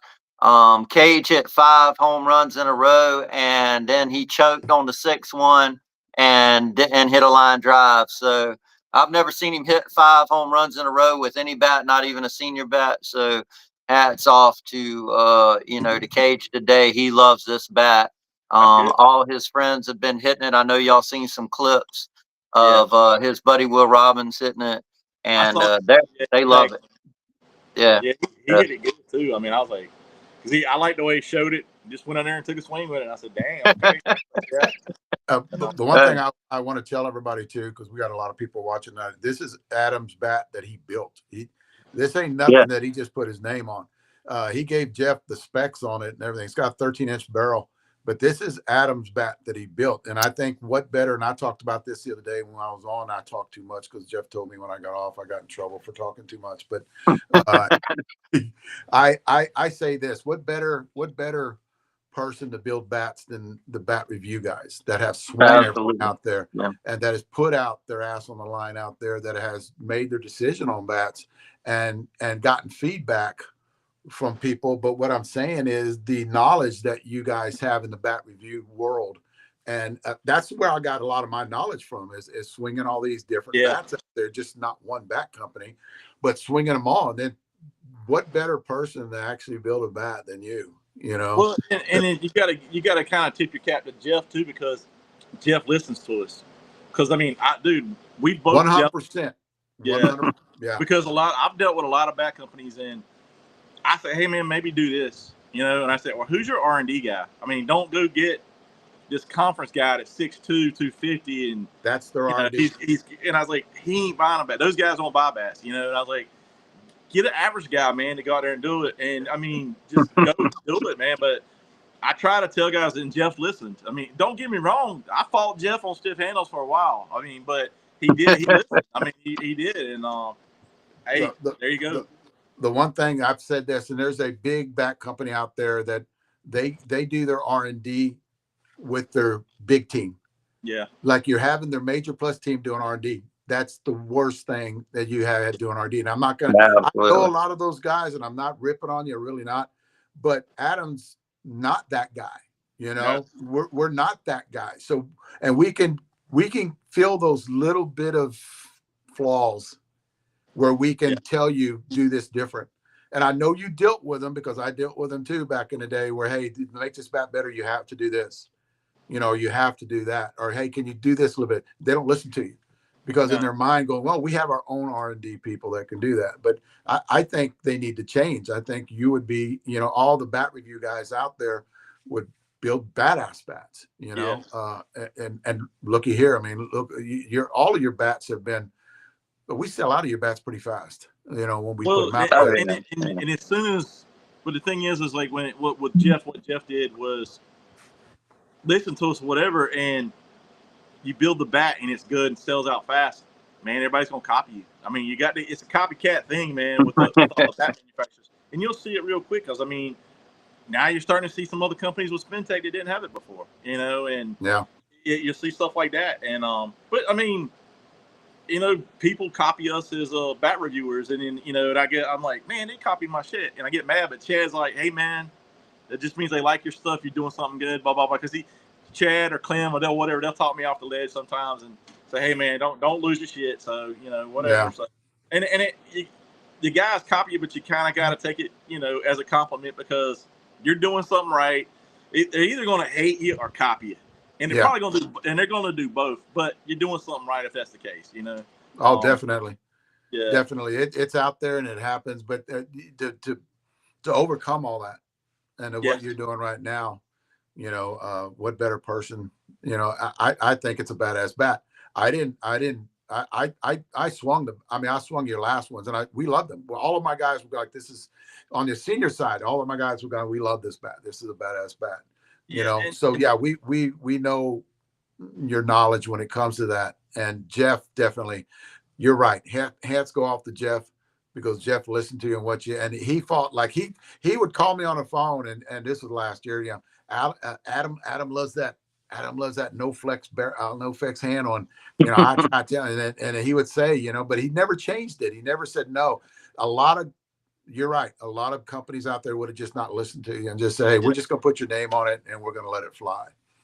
I don't think any company would have did what Jeff did. That's just me. I agree. I completely agree. And I got to, you know, owe a lot of, show a lot of love to my guys, because they helped me too. Chad, Josh, Tony, Savannah, they helped me with bats. And I'm going to tell you, man, that girl, Savannah, she'll get a bat and we'll sit there and say, we can't tell the load on this and stuff like that. And, she'll sit there and say, it's this, dummies. You know, it's just like, this is the way it is. And then we're like, oh, shit, she's right, you know? So it's good to have, you know, kind of brainstorm with a bunch of people and listen to a bunch. Not one guy's, you know, ideas right. You got to listen to everybody. And I got a great group of guys that understand the bats. They understand how to, you know, to do it and what we're out there to do. And, man, they help me out so much. And I owe a big thanks to them. Well, you got to have a crew like that. Yeah. You got to have a crew. Here's the deal. You got to have a crew that's not afraid to tell you something that you may not be right in. Exactly. Right? So they and what that does is push you to be a better bat reviewer, because you are thinking about it in that different direction. That's Clem and Trey with me. I mean, they did the same thing. Billy and Bubba did the same thing with me too. Mark Reeves, I cannot leave those guys out. They're who made me where I'm at right now. So yeah, definitely hats goes off to those guys too, because they're pushing back on if you might go down a rabbit hole, or maybe you don't feel good and you're hitting a bat and they're like, no, hit it again, or hit it in the next couple of days. Let us break it in a little bit better. All those shit that I hear, and that way and I know you make the final decision because it's your stuff, but that they help you out when you want to get there. So definitely hats off to them, and that you have a crew like that will do that. Oh yeah, we argue all the time. I mean, we'll argue Oh about yeah. certain things. Josh, that dude will argue and argue and argue, and then later he'll go, "Yeah, man, you're kind of right." I was like, "Okay." Or I'll say with him, vice versa. I mean, I'll tell him he's right about stuff, and he sees some things that I don't see, and the same as with Chad, all them. You know, they will see things a little bit different, and we're all different hitters. You know, and it helps us see that, have that too, and that makes a world of difference to help design a bat, kind of figure out what you like and stuff, and then like the fact that, like I said, we keep saying it, but Jeff listens. You know, I mean, he don't have to agree with us, but he listens and stuff. And Man, you know, the thing about over the last few years, and I know Adam goes further back than even Dave and I, we've had a lot of conversations, and I think, I know Adam sure, learned a lot in the last few years, and we definitely have. But as we are developing stuff, I don't get hit as much as you guys, and I don't hit the other companies' bats. I rely on information from you two and other people, and Adam, I'll tell you, Adam called you out, and we were talking about one bat, and I think we weren't on the same. Yeah. We weren't seeing it the same way, and Adam's like, you just got a bunch of damn yes men over there just telling you what you like. I'm like, no, Adam, this is what we're seeing, man. It's like, because Adam's like, there ain't no damn way, but that's what we need, because everything has a different view. Everything has a different view, and I do take it serious when either one of you talk. Very serious. I always have, and I'll tell you, it's like anybody with that much collective knowledge of thousands of bats, if they talk and you're somebody like me our company is built on selling softball bats. Yeah. If I didn't listen, how foolish would that be? That would be very foolish. That would just be crazy. So, not a lot of companies out there think like you either. I mean, well, again, we've you're been doing this right. for a long time. Going to the Major Plus guys, and now I play on our big team. I'm out there with those guys, but and Brandon, Lord knows Brandon's on here, I'm sure. If I call Brandon and say, Brandon, what we're gonna build this bat, what's gonna be great, and we do that for Brandon, and then I tried to and even though we put a Brandon Murray signature every year, if I mass produce that bat for the average player, that would be ludicrous. That would be crazy, because they're not him. I think he's the most powerful 50+ hitter in the world. Well, he's top 1%.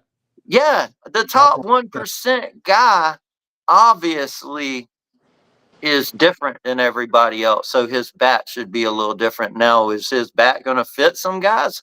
Hell yeah, they're going to fit the really good players out there. And Brandon's conscious of that, not to get the bat too heavy so that other people can buy it. He's like, Jeff, we're not going to go with the 1 full 1 ounce this year. And we didn't, because I want other people to be able to swing it. I can swing it a little lighter so other guys can buy it, and maybe we don't need it as high as 240 compression like last year. Maybe we make it 225. He hits rubber balls, and it lasts what it lasts for me. So he is very conscious of us helping Short Porch also. Yeah. And kudos to him. But yeah, I mean, you have to, in all seriousness, we built bats this year for the everyday player, and we take it very seriously on building bats for the average player, because the average player is 85%. Wouldn't y'all say? Yeah. Well, I'll tell you one thing about Brandon Murray though. You go look at Brandon Murray. I was at the Lone Hole Bombers tour. You look at Brandon, because he's an intimidating. He's a big dude, and you watch him hit, and you expect him to say, "Hey, me hit hard." Yeah, but no. I talked to Brandon for a minute, man. That dude knows his shit. That's the one thing you give him about Brandon. He knows his shit. he called me and we started talking about bats and stuff, and I was like, damn, dude. I mean, I was like, he pointed out stuff I never heard before, and he was talking about because he knows his stuff in baseball. I'll give him that. And man, I like talking to people like that because they give you a different perspective. But I mean, you want to listen because you got to be able to listen to them because you want to learn stuff. It's like I listen to Jeff a lot because I listen to how Jeff test bats, how the NTS testing goes and stuff like. Because I want to know that stuff. I want to know why they build it this way. I just want to know why and stuff like that. And that's because like me and Dave, we didn't do this for money. We did this because we love it. It's a passion for us. And you can tell it's like the same way with someone like Brandon. But man, I was sitting there listening to him, and he called me, man, and he met Dakota, and he made Dakota very welcome out there. And then of course he hits his shit out of the ball. But I mean, like you said though, you typically don't want to listen to the big guy that hits the shit out of it. But Brandon knows his shit too, though. So Brandon knows his shit, and he is a coach. He coaches a lot. He is a swing coach. His swing is quiet and short to the ball. It is a thing that's just pretty to watch. So he is a very, very intelligent guy. And man, I love watching him play. I'm not gonna lie. I just love watching that guy play. I play with David Ireland, who always has good swings. Roberto Manaya. I know Roberto Manaya play. I'm not sure. Roberto's way up there in age. How old is he? 65? They say he's 65. Wow. You couldn't get him out in the 50s tournament. He's 40. Yeah. He really does. Yeah, he is in incredible shape. A great, very quiet, relaxed hitter. Very knowledgeable. So he's another one that I was out there with. It was great to see. Just them guys weren't getting out, they didn't get out. But it's fun. It's fun to watch them and be around them.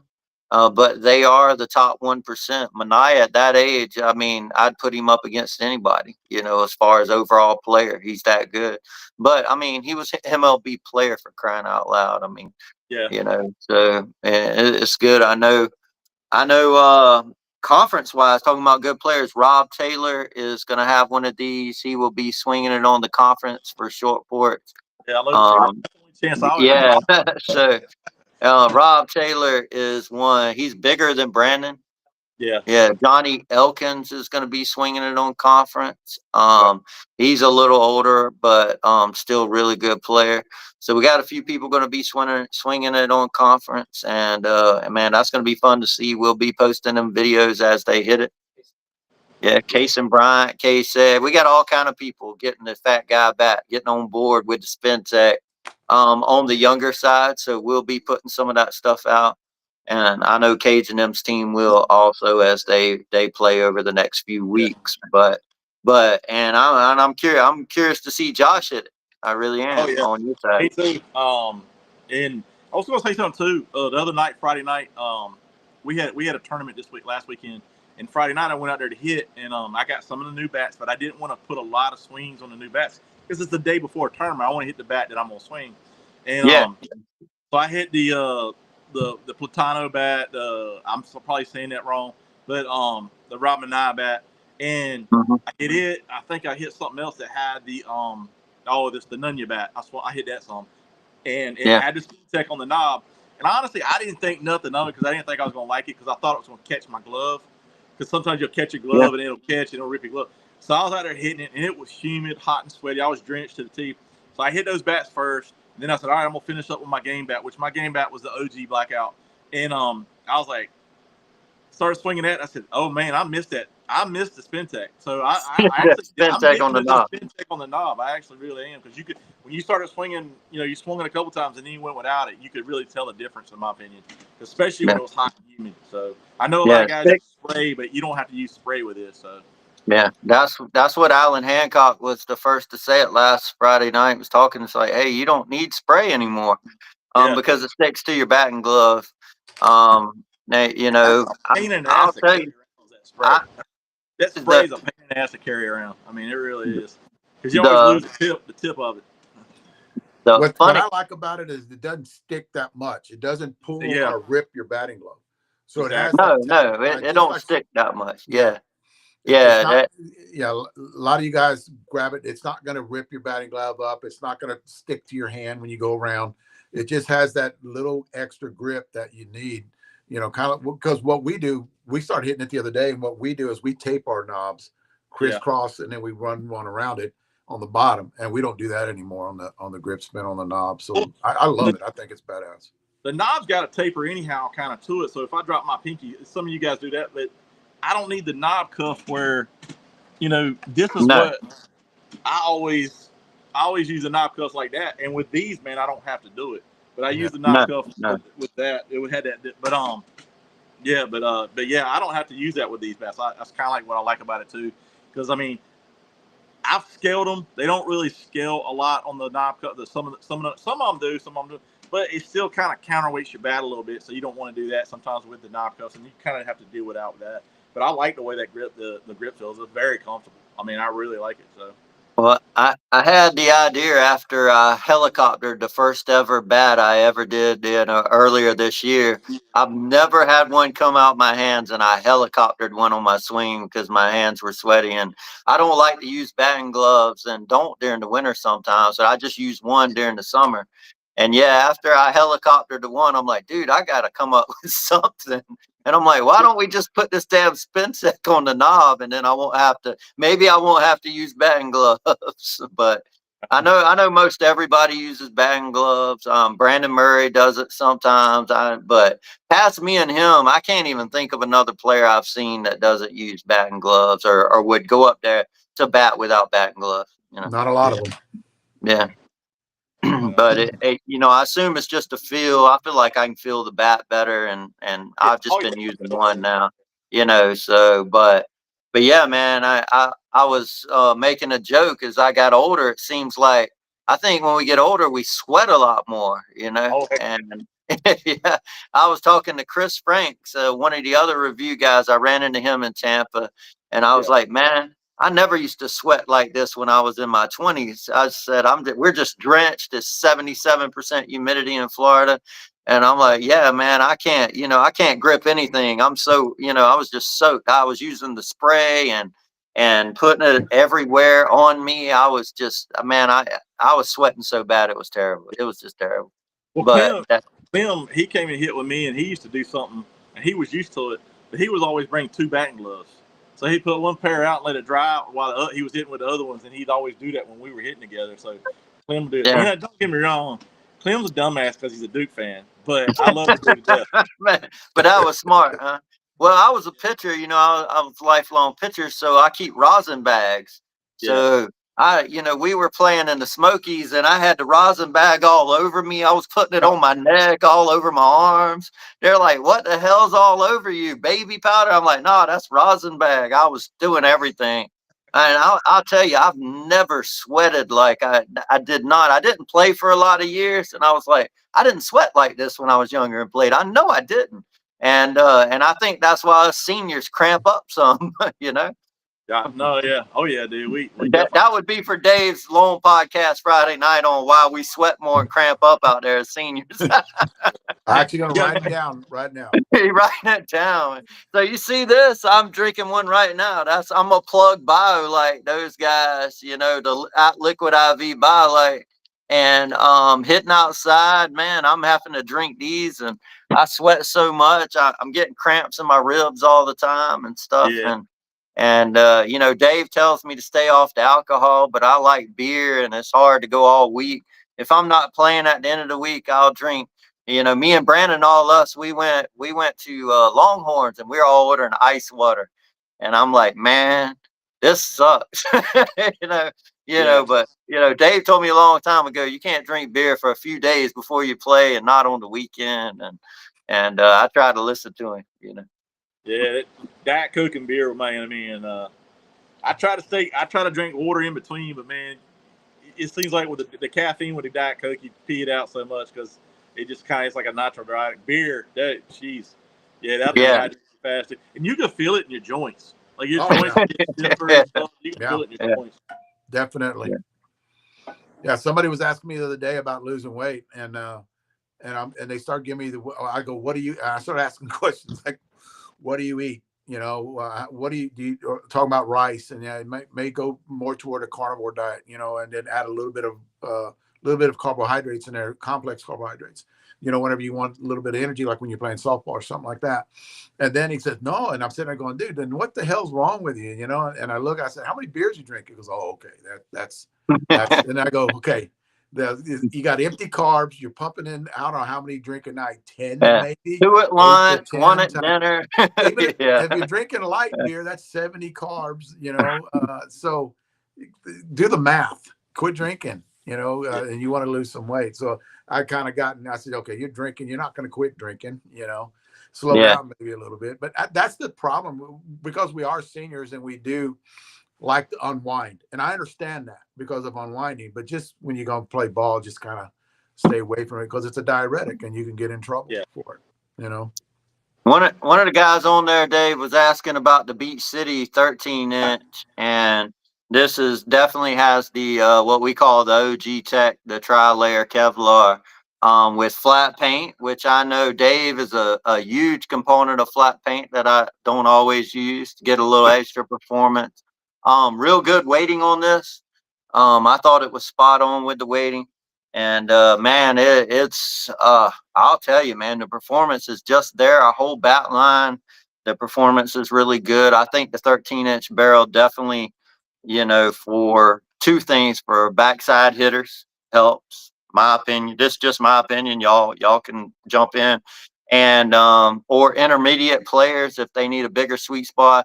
I know a lot of us that or higher level players they don't mind the 12-inch barrel because we're probably hitting it right in here most of the time. Really great bat. I thought, we were just getting crazy performance. Miguel Nunez, which him and his brother, the Nunez brothers, on it. First pitch out the wrapper at the Tampa tournament, they said he hit one out of sight, and people were just going up to Christian and Allen. They were selling these like hotcakes in Tampa because of what they were seeing at the field. We hit it. We loved it. Me and Dave are both short barrel guys, so I know Adam. I don't know about Adam. Maybe we all are. I'll hit what's hot. So that Yeah, it was hot. Yeah, Yeah. I can yeah, go with anything. It depends on it. And honestly, my swing changes so much, man, from tournament ball compared to bat reviews, and it screws you up. I mean, it really does. But like, I don't know. I've been struggling hitting here lately. I've not been hitting good in the tournaments, but it's just a different mindset, man. It's a different approach when you hit and stuff like that. So yeah, like it don't matter to me. Short barrel sweep, there's a lot of people who love 13-inch and 14-inch barrels. Everybody's different. Bat's super hot, so you get more hitting surface. And me personally, I think, man, if you're a right center kind of gap guy, I would definitely want a 13-inch barrel. But that's just me personally. Yeah. I it know. takes a little longer to break in, but Yeah. than say a short barrel because it's so much less. But yeah, man, I get it. That's how coming up in age, I always swung long barrels, and then when you started making the 12-inch wig poppers, I kind of switched over to that. But I honestly was like, it's like I said, you just kind of go with what's hot, and you kind of Yeah. Dave, like I said, Dave always said one thing he used to say was, if they were going to play in a tournament that week, they didn't really do reviews. They would just swing their game bats that week, and that's the way to do For it. sure. Yeah, and it's hard to do reviews because there's different loads, different handles, different bat lengths. I mean, on barrel lengths and stuff. So it's kind of hard to do that. But yeah, man, it like I said, it depends on what's hot with you. My biggest telltale was if I go to bat and take BP, and whatever bat I'm hitting, I'm like hitting balls well. Like I'm swinging at bad pitches and I'm still hitting it well. That's my bat. That's what I want to go with. I mean, and I honestly, and feels everything. But yeah, I mean, you just want it gives you confidence, and confidence is everything. So Heck yeah, man! Hit.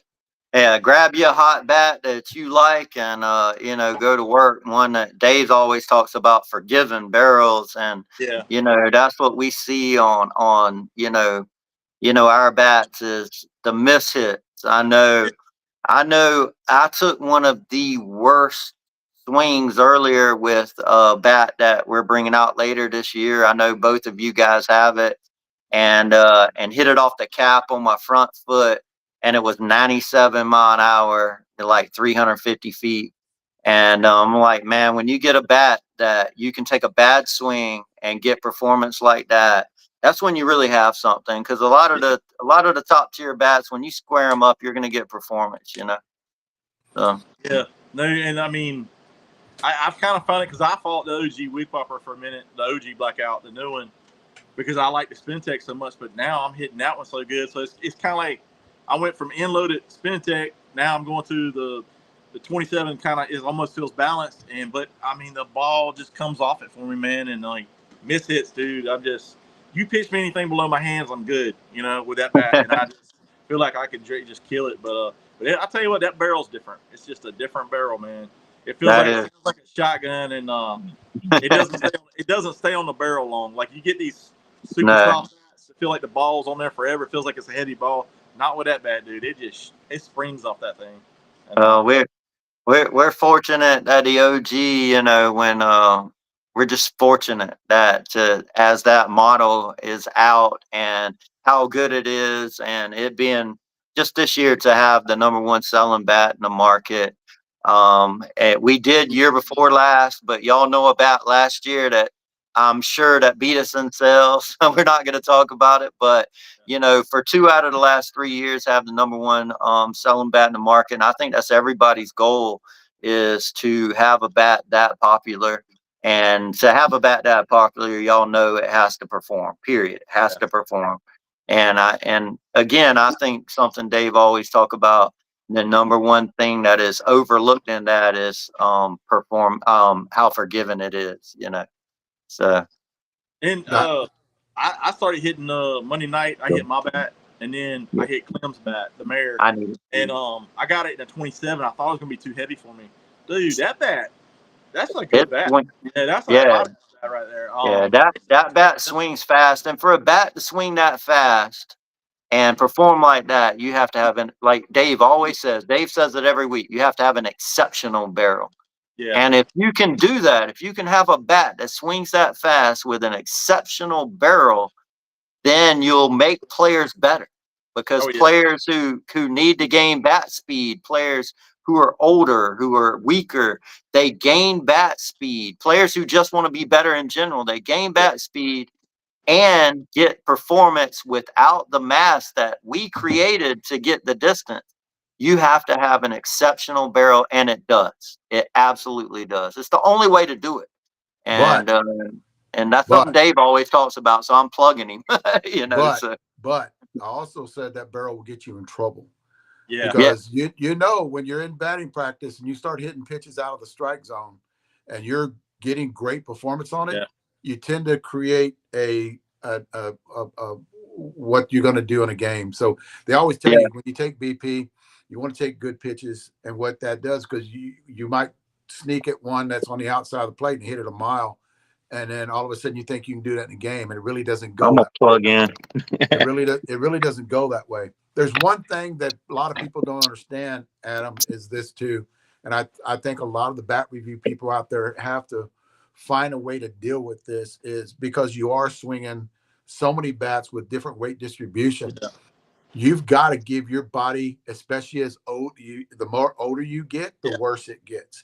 You've got to give your muscle memory a time to catch up with the bat that you stopped while you're doing the review.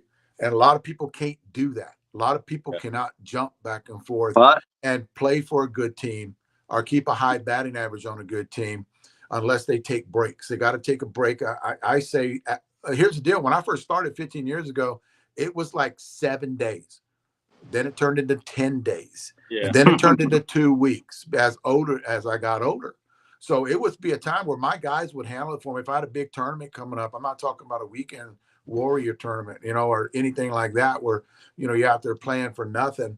I'm talking about worlds or anything like that. I would take 2 weeks off, and then I would quit lifting 10 days out. And then I would stretch, and I wouldn't do any yard work. And then I would take a lot of BP on that last week, up to about 3 days before I'd play, and then I'd relax. I wouldn't hit anything 3 days before I played. And then I'd go to that tournament and I would hit in the mornings, and that would be it. And I found out I was my strongest then. But you cannot swing other bats going right into that. A lot of guys don't understand that, is you can't do that. Your body, just your muscle memory, just you're used to swinging something that was a balanced bat that you just did a review on, and then you're Yeah. stepping into an in-loaded bat that you're a Yeah. gamer. So that's what people don't Well, understand either. You got to put I up with. I had this theory back when we first started doing. We were developing a lot of models that I would just hit whatever I was working on that week. So if I put Yeah. 100 swings on a bat, I would gamer it. And man, I'd hit like 650 is all, and just not quite have great tournaments doing that. It didn't kind of work, but that was my theory. And Dave's dead right. So what I had to do was stop doing that and actually just, hey, before I go play, get back to my gamer bat. Yeah. Versus just hitting whatever short porch we're working on at that time. Because I was changing. I was going from 13 to 14 to a 12 in load to a balanced. I was just hitting whatever. If I took 100 swings with it that week, I gamered it. And it felt comfortable, but I never really had great weekends. I had some decent ones, but when I stopped doing that, I found out that my batting average went up. So it was Dave's dead right. You wanna jump in there and hit the bat that's your gamer and make sure you're comfortable with it going into the tournament. I will say we put out so many good bats lately. Dave will tell you, one especially was giving me anxiety. I didn't know what to swing going into last weekend with Clem's bat and the OG and a bat and a future bat. Man, I was stressed out all week on what I should go up there to the plate with. So that's a testament to some of the products we're putting in the market right now. Yeah. Yeah, and sometimes you can swing too much. Clem does it. Oh He's yeah, bad yeah, about it. And yeah.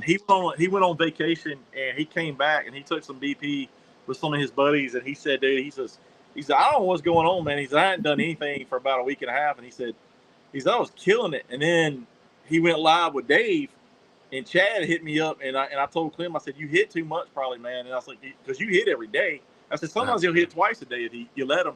And he came back, man, and then Chad messaged me. Chad was on the phone. He said, I was watching Clem. He said, what's Clem doing? He says, what do you mean? He said, his bat looks quicker. He said, at least it looks faster. And I Yeah, said he was on absolutely. vacation. He hadn't hit, taking any swings. And I said, and I mean, I get it. That's what Clem wants to do. He loves to hit. I mean, and when you're frustrated, sometimes BP is what you need. Just kind of take it out on that ball sometimes. But That's what he does. But one thing you can't do, you can't tell Clem anything, right? You cannot tell him, because I've told him this at the beginning when he started hitting with me like 8 years ago. He's hitting with me, and he was young when he came in. He was young when it come to senior ball, and he came in, and I was like, man, you can't hit that much. Like he would hit back in the day, he would hit all the way the day before a tournament. And I go, your body needs at least 3 to 4. Older you get, it's longer, but your body needs 3 to 4 days to recoup. And you're explosive. You're hitting an explosive movement. And I always talked about, like, I used to compete in powerlifting. You don't do heavy weight all the way up to the powerlifting meet, because you're going to be weak as shit when you powerlift. So I took that and put it in a softball. Like I wouldn't even do yard work 3 days before a tournament. I wouldn't do anything around the house 3 days before a tournament, because I would relax and just get a lot of my sleep in, hydration, everything like that. And Clem is like, he just wants to get out there and hit and hit. He hit with us. He got his bat in. He hit with us, went to have breakfast with us, talked all his, Clem talking at breakfast and everything. And then he went out and hit again. Yeah. Right after He we did. left him. He called. We made a joke. I called Clem. He didn't answer. He probably went out and hit again. He called me, said, I'm getting home. I went to hit again with his bat. And I'm like, dude, Well, that guy. I mean, he got his own bat. He's excited, which Yeah. and it's well deserved. I mean, and dude, I talk to him all the time, man. He'll call me on the way to the field every time, talking about getting ready to go hit, man, and stuff like that. And I don't know if I just calm him sometimes or something, man. But he's always hitting, dude. That dude loves it, dude. He just loves to hit. He's Well, ate up with it. He does love it.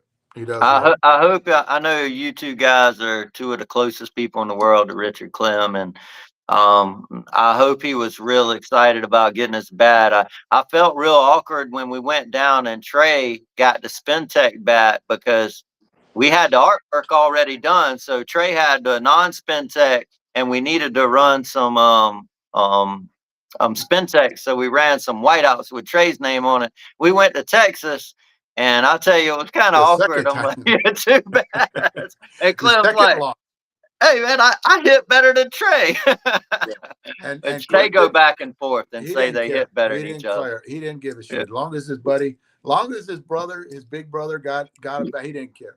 That's Nah, just, he didn't. He didn't. But it was awkward for me and Dave because we knew Clem's was about to come out and hadn't come out yet, and it was kind of strange that Trey had another one jump in there, and just because we just ran some of the same artwork with a different model, You know what? And I was thinking about this the other day. Sorry, Jeff. I was thinking about this the other day. As I hope it doesn't ruin them. I hope, and I know it won't, but it's just a joke.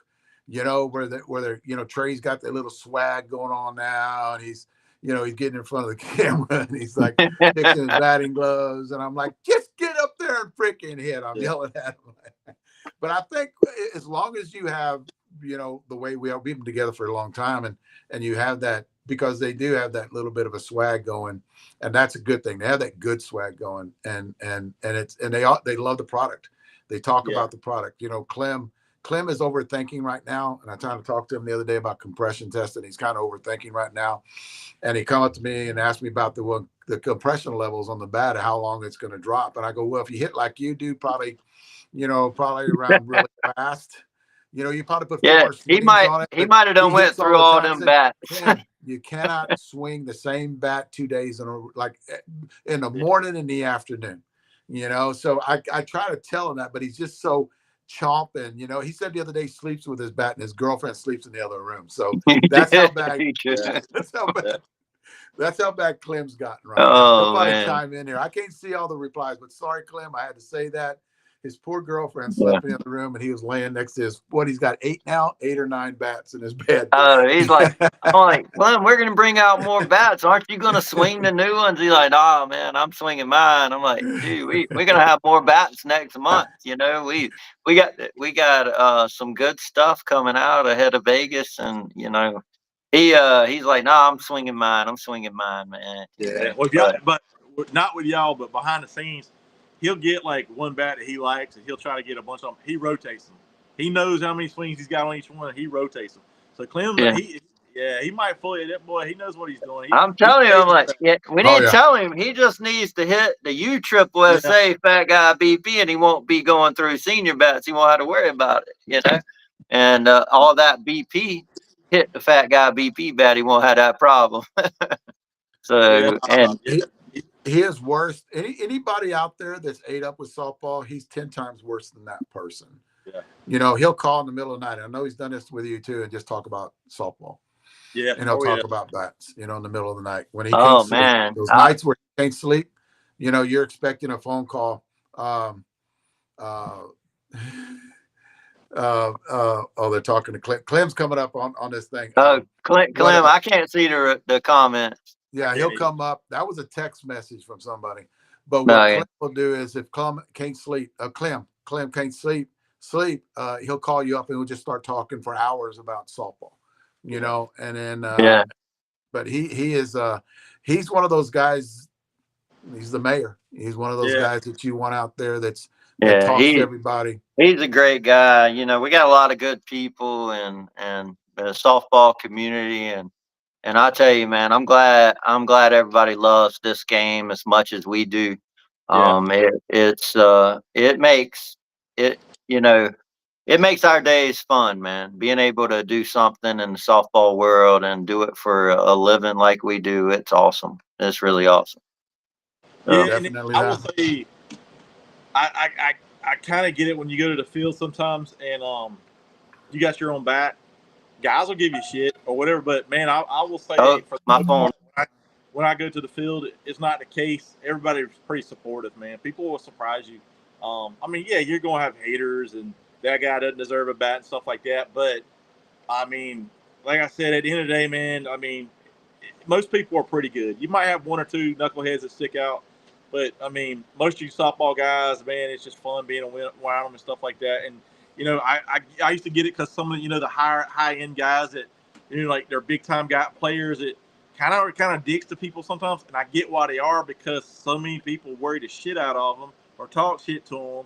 They're always saying you're swinging a cup bat or a doctored bat, you're hitting hot balls, and or you're on steroids or shit like that. But I get why they do. They kind of stay back off you and stuff like that. And I see it to a little bit, man. But for the most part, everybody's been really cool to me, man. And someone like Clem, he honestly, man, he's the mayor. I mean, he gets along with everybody, man. He just goes out there and hangs out with everybody and stuff. And Adam, you brought up something I want to talk to you about. Is you ever notice that whenever you a lot of times, and you're 100% right, you have the haters out there that if you get your name on a bat, a lot of people say, well, there's so, I would never want my name on a bat because there's so much pressure. Yeah. Well, yes, there is. Because if you don't perform, there's that one guy or those two guys in the stands going, he sucks. Why does he got his name on the bat? Oh, that happens everywhere, though. It's just not with us. It happens everywhere. And is there a little added pressure? Yeah, there is. But, if I put it this way, right? Because we're on, tell him to charge it. His phone died. And he says his phone died. And he says, that was Leslie saying his phone died. He needs to get it on a charger. But here's the deal. Guys, we're in front of a camera. Yeah. What other pressure you going to want to being our name on a bat's not going to put pressure on us because we put our ass on the line every week in front of a camera, are doing reviews, are doing a little podcast, which I think you need to get back to on a Fridays. Yeah. Those were badass. I really did like those. And then a lot of people are asking you questions and you got a big viewership on it. But what I'm saying is we're already in the limelight. We've already been talking to people. And they look at us anyway. You don't think that before the bat was in your name that you had people looking at you? Yes, you did. Oh yeah, absolutely. And I wasn't playing a little bit. Now I'm back to playing. So I'm just I started to worry a little bit, but man, it's been very positive. I mean, it really has been. Well, I've already said this, and I know everyone you have 100 actually that like what you do, like the way you talk, and like what you're doing to them and helping them out. Because you're going to get those top 1%ers that will say shit to you, on these other podcasts out there, like why him, and we know that guy. Well, actually, since Jeff is on, I can talk shit. So when those guys are out there talking and they go, why him? Why not me? Well, dude, for one, it has a lot to do with who you are. Yeah. And what you represent. What's your integrity? What is Adam's integrity? What does he represent? A good cause, okay? And then he gets out there and puts his ass on the line every week and talks to people. And we have a platform. And a good platform where people do listen to you. Yeah. And it is those AA, AAA guys that you do pull toward you, that do like what you do. And a lot of the review, that's why they go to review guys. And that's why they want to know what you have to say. And you have a variety of people that actually are in there with your reviews that watch you. So I can put up with the naysayers. It doesn't bother me because I've been doing this and you've been doing this for a long time, damn near as long as I have. And you've heard all the shit. You've heard everything. I guarantee you've heard it. You've heard everything. So what they say right now ain't going to do nothing. Ain't going to do nothing to us. No, you're right. And I'm probably the only time I get really upset is if they go after my guys, and that's probably when I kind of get a little more upset. Kind of like Clem. Yeah. If they go after Clem gets upset because they go after his guys. Yeah, and if they go after my guys, that bothers me a lot. But yeah, you're right. Yeah, and Clem. I mean, there's something. I hope Clem doesn't run into certain people at the field. I really do because I hate to see what's going to happen. Because I tell you what, we had a little incident. I don't know if you heard about that. Yeah. Where the guy thought that we were yelling at his kids and Jeff was in town and that could have turned out bad. Yeah. And Clem went up to him. Like Clem had that look on his face that I've talked about. He had that look on his face and I went up there and got to him before he got to the fence and turned him away. And this guy, Clem would have just tore him up. And me being from the side of town I'm from, I'm going, no. If this guy's confronting Clem, he's got to be packing something, or He's Oh got to yeah. be psycho because there's no way this guy could have fought. So got Clem out of there, and Clem went back up, and it was all over. You know, his kids were taking some balls, and we didn't know that. Well, Clem just said, "Yo," that was it. And then that was a situation where we got Clem out of, you know. But Yeah. you're right. If somebody starts at a softball tournament, because it's probably going to happen in the next 5-6 years, is if say he hears somebody talking shit, he doesn't give a shit, dude, and you Nah. know he'll go off or you know he'll go off on him, but not rightly so. But he just got to understand. Clem's just that guy. He's a protector. I mean, he Yeah, went he to is war very. to protect us. You know, so he's that guy that if anybody's talking about you, anybody talking about, you know, Trey, you know, he's going to stand up. He's going to be that guy. If you're talking to a group of people about Adam, if you're talking to a group of people about Adam, somebody says that's that guy. You always see those memes, right? But Clem is that guy where if you're talking shit about Fat Guy BP, Clem's going to stand up and go, "Who are you talking about?" And he's going to Yeah. confront him when you're not there, Yeah. right? That's the kind of friend Yeah. Clem is. Yeah. He That is the is. kind of friend Clem is, right? So yeah, definitely, he is a great guy. He has came a long way Yeah. from what he's doing. But get back to, I have friends of mine. Okay, and I don't know. I hope you're not to this point either. Is with my bat reviews, I've lost friends. I've Yeah. lost friends that I've had that I had to go in one direction, that I lost them in the other way. And then those friends I hear talk shit, you know, and Yeah. then it's like, well, maybe they just weren't my friend, you know, what, 10, 15 years ago, you know. So it's just something that this is the part where a lot of people just don't understand, that we're just not out here, you know, we're just not out here hitting balls and having fun. I used to put out working today. I put out working today, and half my face was Yeah. cut in half. It is work. Yeah. It's not out there just hitting. They don't know the shit that we have to go through, you know, not carrying a high batting average going into a tournament because we had to get a bat review out.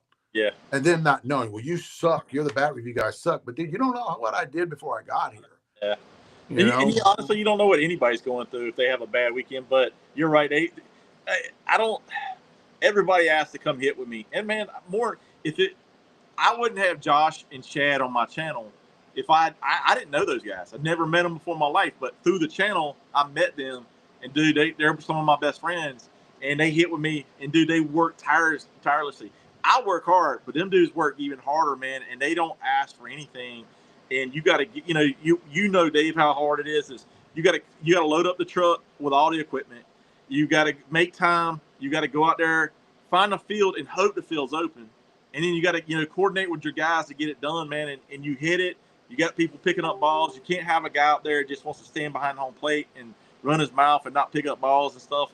And I mean, man, I'm just lucky to have the crew that I have because they work so hard. I mean, they're good guys, man, and they believe in the channel, and they work their asses off, man. And it's just crazy. I couldn't ask for a better crew, but like, it's like you want to bring everybody out to hit with you, man, but they're just like, God, dude, you don't get it, man. You're just gonna waste my time. I mean, and I don't mean that in a bad way. I got to get this stuff done. Time is not our friend, and he's like, we got to crank this out, and I still got to go home, unload all the shit, and then I got to edit. And I'm like, oh my God, I'd rather do anything than edit sometimes. Yes, but you got to do it, man, and to crank it out. But we love it. But I mean, it's just everybody wants to come hit with you, and I'm not trying to be a dick or a jerk that you can't come. It's just it doesn't work out, man. That's the worst thing, when people would come out and then they would show up with their batting gloves and bat back. Hey, it's okay if I hit. Okay if I shag, because that's the one I hear a lot. I don't want to hit. I just want to shag. Well, no, you want to hit. Yeah, because you're going to go out there. We're going to ask you if you're shagging balls for us because we have a lot of balls. You can come in and hit. And then they get up there and they want to talk to you, want to pick your brain while you're trying to do a review, or you're on Facebook Live. Yeah. So you got to it's hard to say, you need to quit talking. Yeah. Quit talking, because you're running into a guy. Like if Trey gets on a run or Clem gets on a run, Clem gets mad if you interrupt him, right? Yeah. Or Trey gets mad when somebody's talking, like, cut it, dude. You quit talking, because I can't use that video.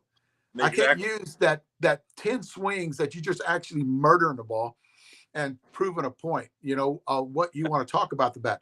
Then when you get home, you got to put everything together. You got to tell a story, because on your mind, you already know where you're going to put that bat or what you're going to think about the bat. So you got to cut that clip up. And if you have somebody that just wants to come out there and hit with you, they're talking, they're saying stuff they shouldn't say, which I've had that happen. Oh my, That's how come I just say no, we're not doing it. We're not doing it anymore. I've had guys last week that watched my live podcast. They knew we're out there hitting. They show up. Yeah. Hey, it's okay if I hit. Just okay, and I tell them just go out there and shag until we get done with the live, and then you can come back and take some swings. But we only have so many balls. We don't go out and pick balls up. Yeah. We actually hit our first round, second round, third round, fourth round, and then we go pick up the balls. Yeah. So then if somebody shows up, we got to go pick balls up, bring them back, and have them. It's not that we're dicks. It's just that we have something that we got to get out that a lot of people want than just having that one person. Hey, can you do me a favor and look at my swing and tell me what I'm doing wrong? Yeah. And I'm like, okay, I can do that, or let's work on it after, because I'm doing something. Or you can't really you don't want to be labeled as that guy, right? So you got to be polite to them, It's just that. And guys, I'm talking to everybody right here.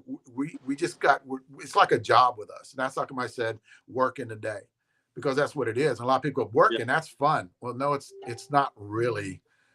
It's not really fun. It's what is fun, but we have a service that we have to provide. And here's the deal. When you're doing reviews, and this, you got to be right, man. Yeah. When you're doing reviews, you got to be right. You can't have any interruptions talking to you, right? Because if you're wrong, you're going to get crucified for it. Oh, yeah. And you're going to get in trouble for it, right? And you got to have some dedicated guys, man. The last time our best BP session, we played last week and the weekend before. I got out there at 11:30. I didn't leave the ball field till 9 o'clock doing bat reviews. And I mean, dude, I was exhausted. I almost took a nap in the car before I went home because I knew I had a 40-minute ride to go home. But I mean, my guys are out there working their tails off. I mean, Josh's wife, Savannah, she's out there, man. We give her a wagon. She goes out there to the field, and she's like her cardio. She's out there shagging balls. Yeah. But dude, you asking someone to do that, it's impossible. And you have to get her to hit because she don't want to hit all the time. And sometimes, or she don't want to take away from swings. I'm like, no, we want you to hit. And she comes out there and she's killing the ball now. But I mean, my guys are so dedicated, man. It's so much work. You spend so much time, and you're away from your family. My son goes with me, but I mean, dude, people think you're crazy for being out there that much, but I mean, we love it. But it's just hard ass work to do it. And man, right now, dude, the bat companies they're like, hey, we got these bat review guys and stuff. And he's like, so they send us so many damn bats, dude. I can't keep up with everything I got. My living room looks insane. I told you this the other day. I'm glad I got out when I did. Because here's the deal. Whenever I first started 15 years ago, I think we had Mikan, Combat, and maybe DeMarini. That was it. There were 3 at the beginning. And then Louisville started trying to get into it. Now you got 24. Yeah. You had 24 bat companies that are putting product out. Well, I got out of it a year and a half ago. And, a little over a year ago. And I got out of it. And I think you have more now than you did when I got out. Oh, yeah. You got at least 5 more that want to send bats to you and want to give bats to you so you can put them out there for them, right? Yeah. Get a review out because they believe in their product and they send them to you and they want it fast. Yeah. Watch when Worlds comes up. That was my biggest time of the year when Worlds come up because everybody wants to put them out right before Worlds and get them in your hands. And they don't understand. They don't know that they're number 5 in line or number 10 in line. They don't understand that part. Well, I sent you the free bat. You need to get it out. And I get messages all the time. Hey, man, I said, dude, I'm trying. I mean, I was like, I get messages by the bat companies all the time. And it's nothing against their bat. I don't think their bat sucks or anything like that. But it's just I'm trying to get them out, man. I get companies that are mad at me because I didn't do their bat first or stuff like that. And it's nothing against them, man. It's just they come in. I try to get to them. Some of them and some of them, dude, they're just, I don't know how to explain it, man. They're a pain in the ass sometimes about stuff. And you just try to get to them, man. It's just really hard. And it's like, I don't know. So you're trying to be politically correct to these bat companies. Yeah. I'll go ahead and say it. They're assholes. And they do. They're assholes and they think they can talk to you like that and they're not paying you any money for it. That's the part that I got. There's like, dude, you ain't paying me. I don't see no check on my front door every month for this shit that I do for you. Well, we're giving you the bats. Big deal. I'll buy my own shit. It doesn't matter. So I'll say it. I mean, a lot of them are assholes. There's some good ones out there though. Yeah. You know, there's some good ones out there that own these bat companies that know what you're going through, or a patient. Hey, this, and they'll tell you, this is the date that I need. As long as you get it out before this date, because I have a launch. That's the Yeah. biggest thing. When they have a launch coming up, they want that bat to be in your hands Yeah. before that launch comes up. This is a lot of bat review people out there. So they want it to be advertised and talked about, especially before Worlds or some big tournament. So they don't care, they don't understand. And a lot of them will deal with you. Hey, I understand that. Yeah. Just put out a little clip for me. Yeah. That's a little bit better. Putting out Yeah. a little minute clip of, let's say, Josh hitting it, you know, a Oh, little yeah. clip like that, and say something in it. That's okay. That keeps them at bay for a while until you do the final review. So yeah, definitely. And this is what a lot of people just don't understand when it comes to bat review people. They think it's, I want to do that. I want to do that. No, you don't, man. No, I you know. don't. No, you don't. Hey, It's tough. I'm like, man, you got a phone, you got a bat and a ball, go at it. I think just good luck, brother. Good. Because your batting average will suffer. That's another. Yeah. Your batting average will suffer. You know, when the wife wants you at home, or you know, when you're not home in time, or you're out doing stuff, or you're cutting video up in the middle of the night, you know, and your partner is there, and you got to go do stuff with them. It's just a pain in the ass. Or if you have kids at home, they got to be number one. And then, you know, a lot of people don't understand that, and they just, you know, but the service that you're doing, and I'm preaching to the choir here. The service that you're doing is great. And what I like, and I know you've done this too, and I like, is when you're out of a tournament and people just come up and smack you on the back and say, thanks for what you do. Yeah. Oh yeah. And I man. know you get a lot. Yeah. I know you get a lot of that. Yeah. And they just walk off. And that's what makes it worthwhile, because some people's like, man, I watch all your stuff. I appreciate your stuff. And they'll come up, hey, what's the next one coming out? Whatever. And I was like, you got to watch and see. But, but yeah, there's a lot of positivity out there. I mean, yeah, you'll hear some shit every once in a while, but man, the positive, to me, I used to let the negative outshine the positive. Now I'm trying to let the positive outshine the negative. The negative. That's hard. It's hard. Yeah, it is. Yeah. But you kind of sometimes too, when you see stuff or whatever, it's just kind of like, I don't give a fuck anymore. Like, I mean, I do, but I don't care what you. Okay, good, you got me. All right, I'll move on. So I mean, but I'm probably worth. I mean, like, I'm not married, so that's probably, and it's just like, I'm not gonna argue with you anymore. I'm just not that guy, and unless I feel something passionate about something. But like, I'm kind of over it. But I mean, yeah, and I do. So I'll have to admit, sometimes it does bother me with some people, but like, not as bad as it used to. Because used to, man, I used to be a little bit more like Clem, and I used to let it get to me and build up, and and get mad. And Clem sometimes needs to let it go. I tell Clem all the time, because I don't know if you guys know, Clem's a big time skateboarder, and he has a shit ton of boards. And I tell him, I said, go skate, man. Just chill out and skate, dude. And, just go relax, go have some fun, man, and stuff like that. And he admits that's what he needs to do sometimes. I mean, but and this is, not a bit. I don't want to throw his business out there, but Clem went to war. He saw some shit, and some of us will never know what that dude went through, and that's why he battles it. He's got his own. We all got our demons, and he battles his demons sometimes. And sometimes it's just he doesn't have a good night, and somebody say something wrong out of the way to him, man. It just he might set him off and stuff like that. And that's why me and Clem talk to each other, because he helps me out all the time, and that's why I try to help him out, man. And I don't know, but it's like you can't let these negative knuckleheads come at you, man, and get you down. And I don't think he's there yet when it comes to that. He is getting there, because he's not like he was 6-7 years ago, because he would let it get to him. But when I started, it was hard for me to shut my mouth when somebody would sit there, because if I would retaliate in tenfold, and I would throw F-bombs out there on social media, and I would say some bad shit to them. I'm at this tournament this day, come talk to me, but the reason is we're men, right? So our first instinct is to fight or flight. So, and if you grew up like Clem and us have grown up, you want to fight, like you want to get in there, absolutely, and you want to say something back. But to learn to train myself, because of my wife helped me out too, because she's in human resource, is not to reply. Not think the other way. Like, at least they're talking shit about you, even good or bad. That's going to be spread. Oh yeah, you're right. I mean, Honestly, it's like there's no such thing as bad publicity sometimes. No, that's the way Yeah. I look at it now. If somebody's smacking and talking shit, let them talk shit. I don't care, and you got to put yourself above that. I think Clem's getting there where he's not as Yeah. angry, And the he one thing travels about around Clem, the country.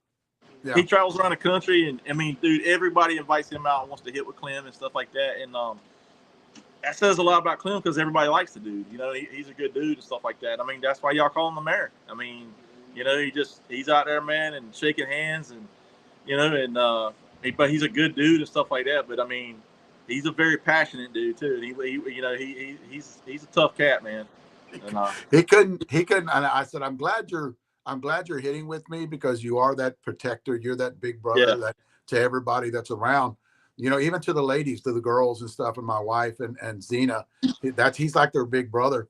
And I yeah, said he's a protector, and they look at him as that. If they were going to get in a problem or guys be hitting on him, they know that Clem was going to be there for them.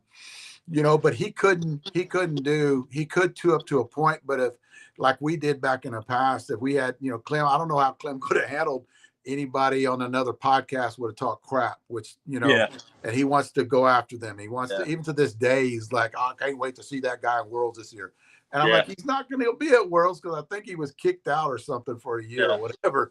I said, don't even worry about that guy. It's not worth getting arrested for. yeah, It's not worth that, Clem, because they have their 6 views on that one podcast and just let it go and don't pay attention to it. He's getting better, and I think with you, Trey and me talking to him, I think he'll actually, not be as mad because you know he's just that guy that you deal with, and he yeah, is getting better. I think him traveling and playing, I think this bat thing with him is great.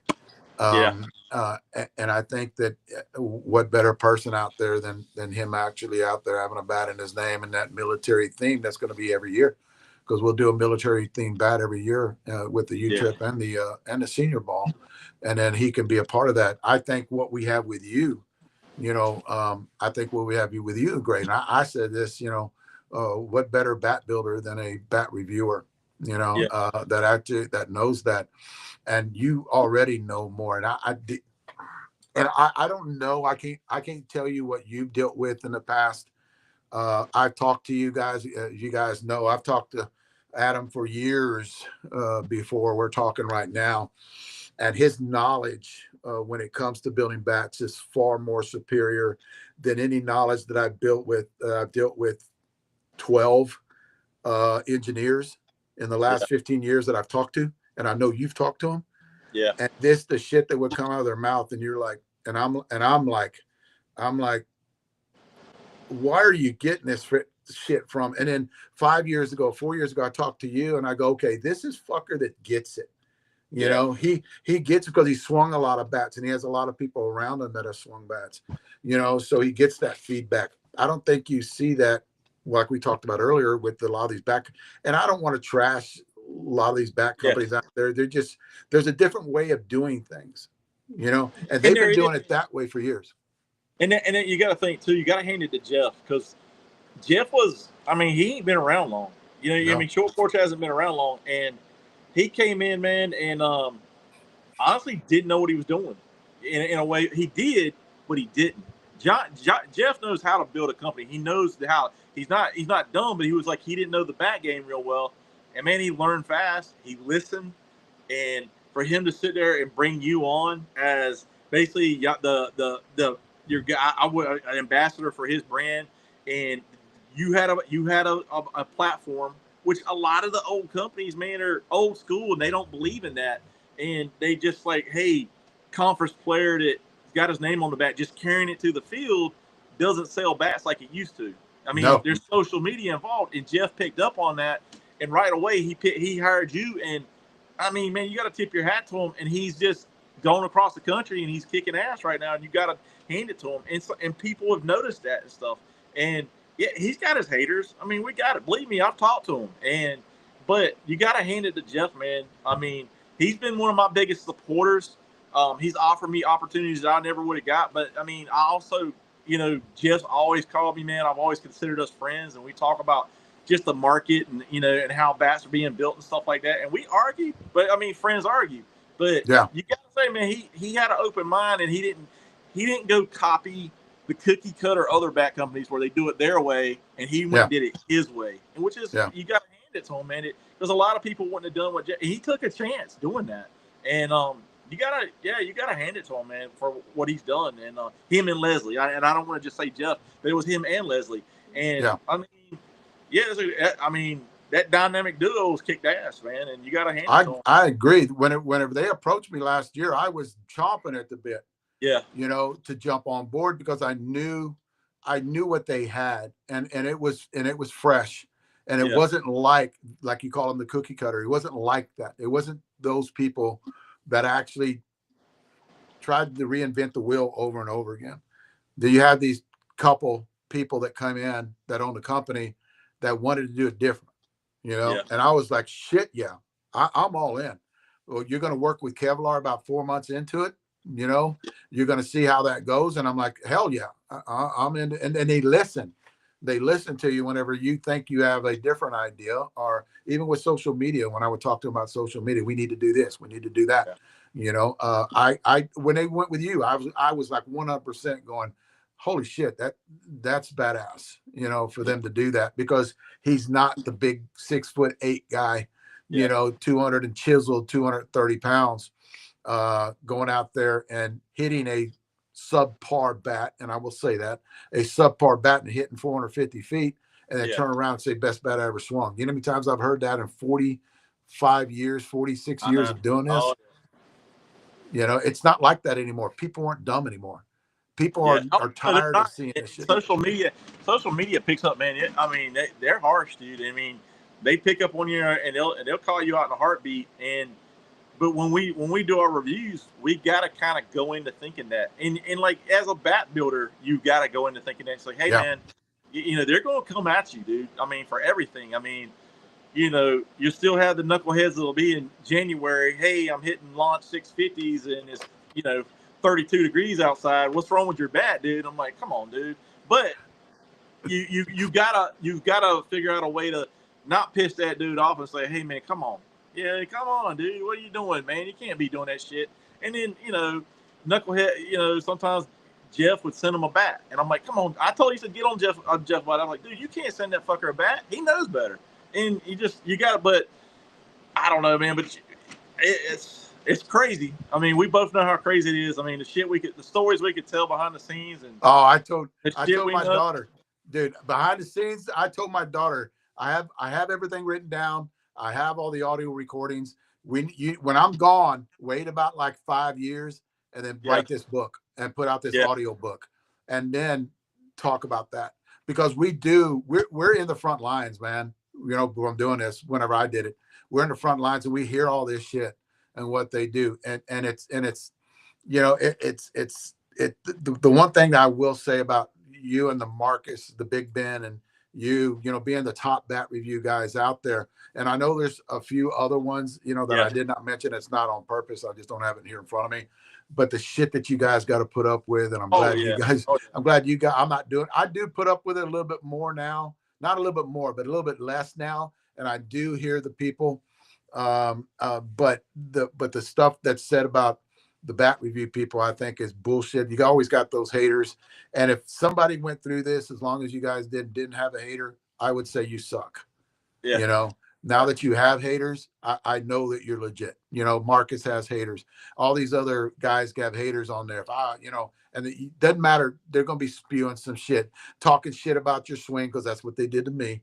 You suck, you fat, your big beer belly hanging out. I've had, your swing sucks. You have swing like a girl. I've had all that shit talked to me. I have to. And you just let it go, man. Hence the name Fat Guy BP. Because I was like, all right, good luck with that, because I already beat you to the punch. Yeah. Dude, I've heard it all. I've heard it all, man. And that's what people don't understand. Not only do you have to get out there and you got to work at it, you got to take the criticism, something that you're not dealing with, at home. And then you say that, I could do that. No. You got to have thick skin, man. And if you don't have thick skin, if you don't have thick skin, then you don't need to be in this business. You know, No, and you don't. I think you guys have a service that you provide, and I think is one of the greatest services out there. You know, nobody would gain the knowledge that they have right now if it wasn't for you and the bat reviewers out there. You know, and I only think there's a handful of them. I think those guys, there's some guys that get out there, you know, that just want to get out there and hit with their buddies and do some video. I mean, I still think those guys, you know, are great, but you got to look at longevity. You got to look at how many bats you have swung, you know, that is out there. That makes the top bat review person. Those guys that have started, you know, it's going to take them 10 years to get where you and Marcus are at right now, you know, and that those top bat review guys out there. I'm not saying anything bad about them. You got to put in the work and you got to do it. Your hands will bleed, your hands will hurt, but you can't sit there and bitch and moan because everybody else wants to hit. You know, you might have an injury that you got from a softball tournament, but you still got to get out there, take some Tylenol, Motrin, get out there and still do it. Get an injection here, get an injection there, not to play softball, but to do bat reviews. Exactly. That's what a lot of people don't understand, you know, the shit that you go through. And then then you got to hear all this bullshit from people that probably couldn't hit it way out of a wet paper sack. I mean, that's the stuff. But what better, you know, I tell you what, I love your bat. I love the way it designed. I love the way you designed it. It's got a 13-inch barrel. You know, I love the colors of it. I think that's the trend now with a lot of those colors that you got on your bat right now. One thing we didn't talk about, that thing launched today, right? It launched now. I think it's tonight, but I think some guys had already messaged me. They bought one today. I think they were calling in and get it, but I think Jeff was saying it goes on sale tonight. And I mean, my phone's about to die too, so I'm gonna pull a Jeff. But yeah, dude, it goes on sale tonight. If y'all want to pick one up, head over to Short Porch. I think Smash It Sports is going to carry it. I'm not positive on Headbanger. Don't quote me on that. But my discount codes. Throw your discount code out there. So you can save some money over at Short Porch. Fat Guy BP, all one word. It's the same thing at Smash It Sports. I do not have one at Headbanger. I want to say they got one, but I want to say if you use code Chef, that's Marcus's pay code. Use his code, guys. If you can get one, that's where you'd rather go.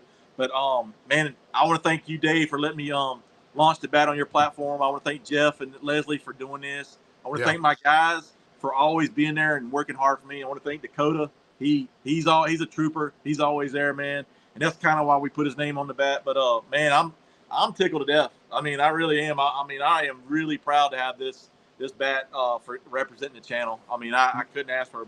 Love the colors, love the performance right now, and man, I'm super excited. And I hope everybody likes it as much. The one thing I will say about the bat, it got a good takeoff. It got a good launching pad with what Chef put out today and yesterday. Do a little teasing video yesterday and I did a video today. But what he's put out already, I think it's got this launching pad, and just watch what happens to it in the next week, because a lot of other people are going to start swinging it. And a lot of people that had purchased them gets them within 3 to 4 or 5 days. And then they're going to be swinging it and go, oh my God, like, okay, this is what everybody's talking about. And what better person than you and Dakota and what you represent and what you're doing. And I love this shit. I really do, because you were me years ago. I mean, when I doing it years ago, and it's for somebody to get a bat like that. Man. I mean, in a million years, I would have never thought I would have had a bat, much less 3. I've done 3 now, and Jeff he's given me that opportunity. But like you said, I mean, I've worked my tail off, and so has Jeff, and so have you, to get where we're at. And it's not easy, man. I will tell you that it's not easy. And for those guys that don't think we deserve one, then don't buy it. You know what I mean? Don't watch the channel. I don't give a shit. But I just, but for all you do is like support us and love what we do. I mean, if you buy my apparel, I mean, that just means a lot to me, man. And if I see you out there on the field, I'm just like, damn, dude. And sometimes I don't talk to you because I don't want to come up, man, and just feel like a arrogant ass or something like that. I just want to say, hey, man, I appreciate the support. I really do. Yeah. But like, I don't know how people are going to take you sometimes. It's hard to read people sometimes. But man, I couldn't ask for a better situation. But I mean, like I said, I want to thank Leslie and Jeff and you guys, and thanks. I want to say thanks to Clem. That he's my rock. I lean on him a lot, and thank you, everybody. And I'm gonna get off here, Dave. You close it up, man, because all right, buddy. All right, bud. We'll talk to you later. All right, buddy. Take care. Yes, sir. Hey, Dan. what better person, guys? And he's 100% right. And I'm glad we put this out there. If you guys want to be a bat review person, it's work. It's hard work. It's a lot of dedication, and we don't get paid. We don't get paid shit. You know, to get over 10,000 views, 10,000 subscribers, that's when you start seeing a little bit of money. But we're looking at $300-400 a month. That's it. That ain't shit for what they do. They got to buy their balls. They don't get shit for free. You know, if they don't get a bat, they got to buy it, you know, from somebody.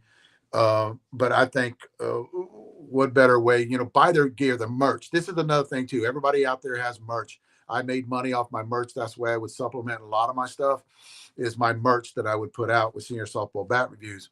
Get on their website, get a hold of them. If you can buy his BP balls, if you can buy his hat or his shirt, that supports these bat review people that put this out, kind of supplements their income and makes it worthwhile.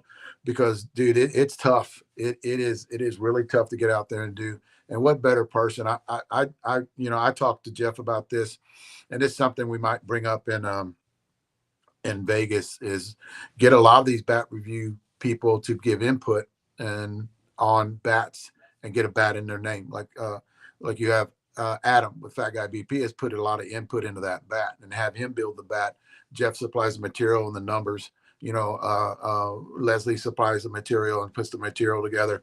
But that's designed by him, Fat Guy BP, Adam Fowler. It's not a painted, doesn't have the name on it. He designed that bat for him, and the U-Trip model. He does a lot of the he does his ASA U-Trip senior softball bat. I've been on there too long, guys. You can tell, 2 hours and 25 minutes. But he designs this senior bat too, and that's his stuff. And it goes for a good cause, guys. I'm gonna get off here. I know it's been a long time, a long podcast tonight. And that's going to be badass, because I can cut these little segments up and put them out there for you guys to look at for the next 10 days. Thanks, guys, for watching. Thanks for staying in with me for like 2.5 hours. And then I'll see you guys on Friday. I'm going to do it again on Friday, but there's like a lot of stuff I need to talk about that I didn't talk about tonight.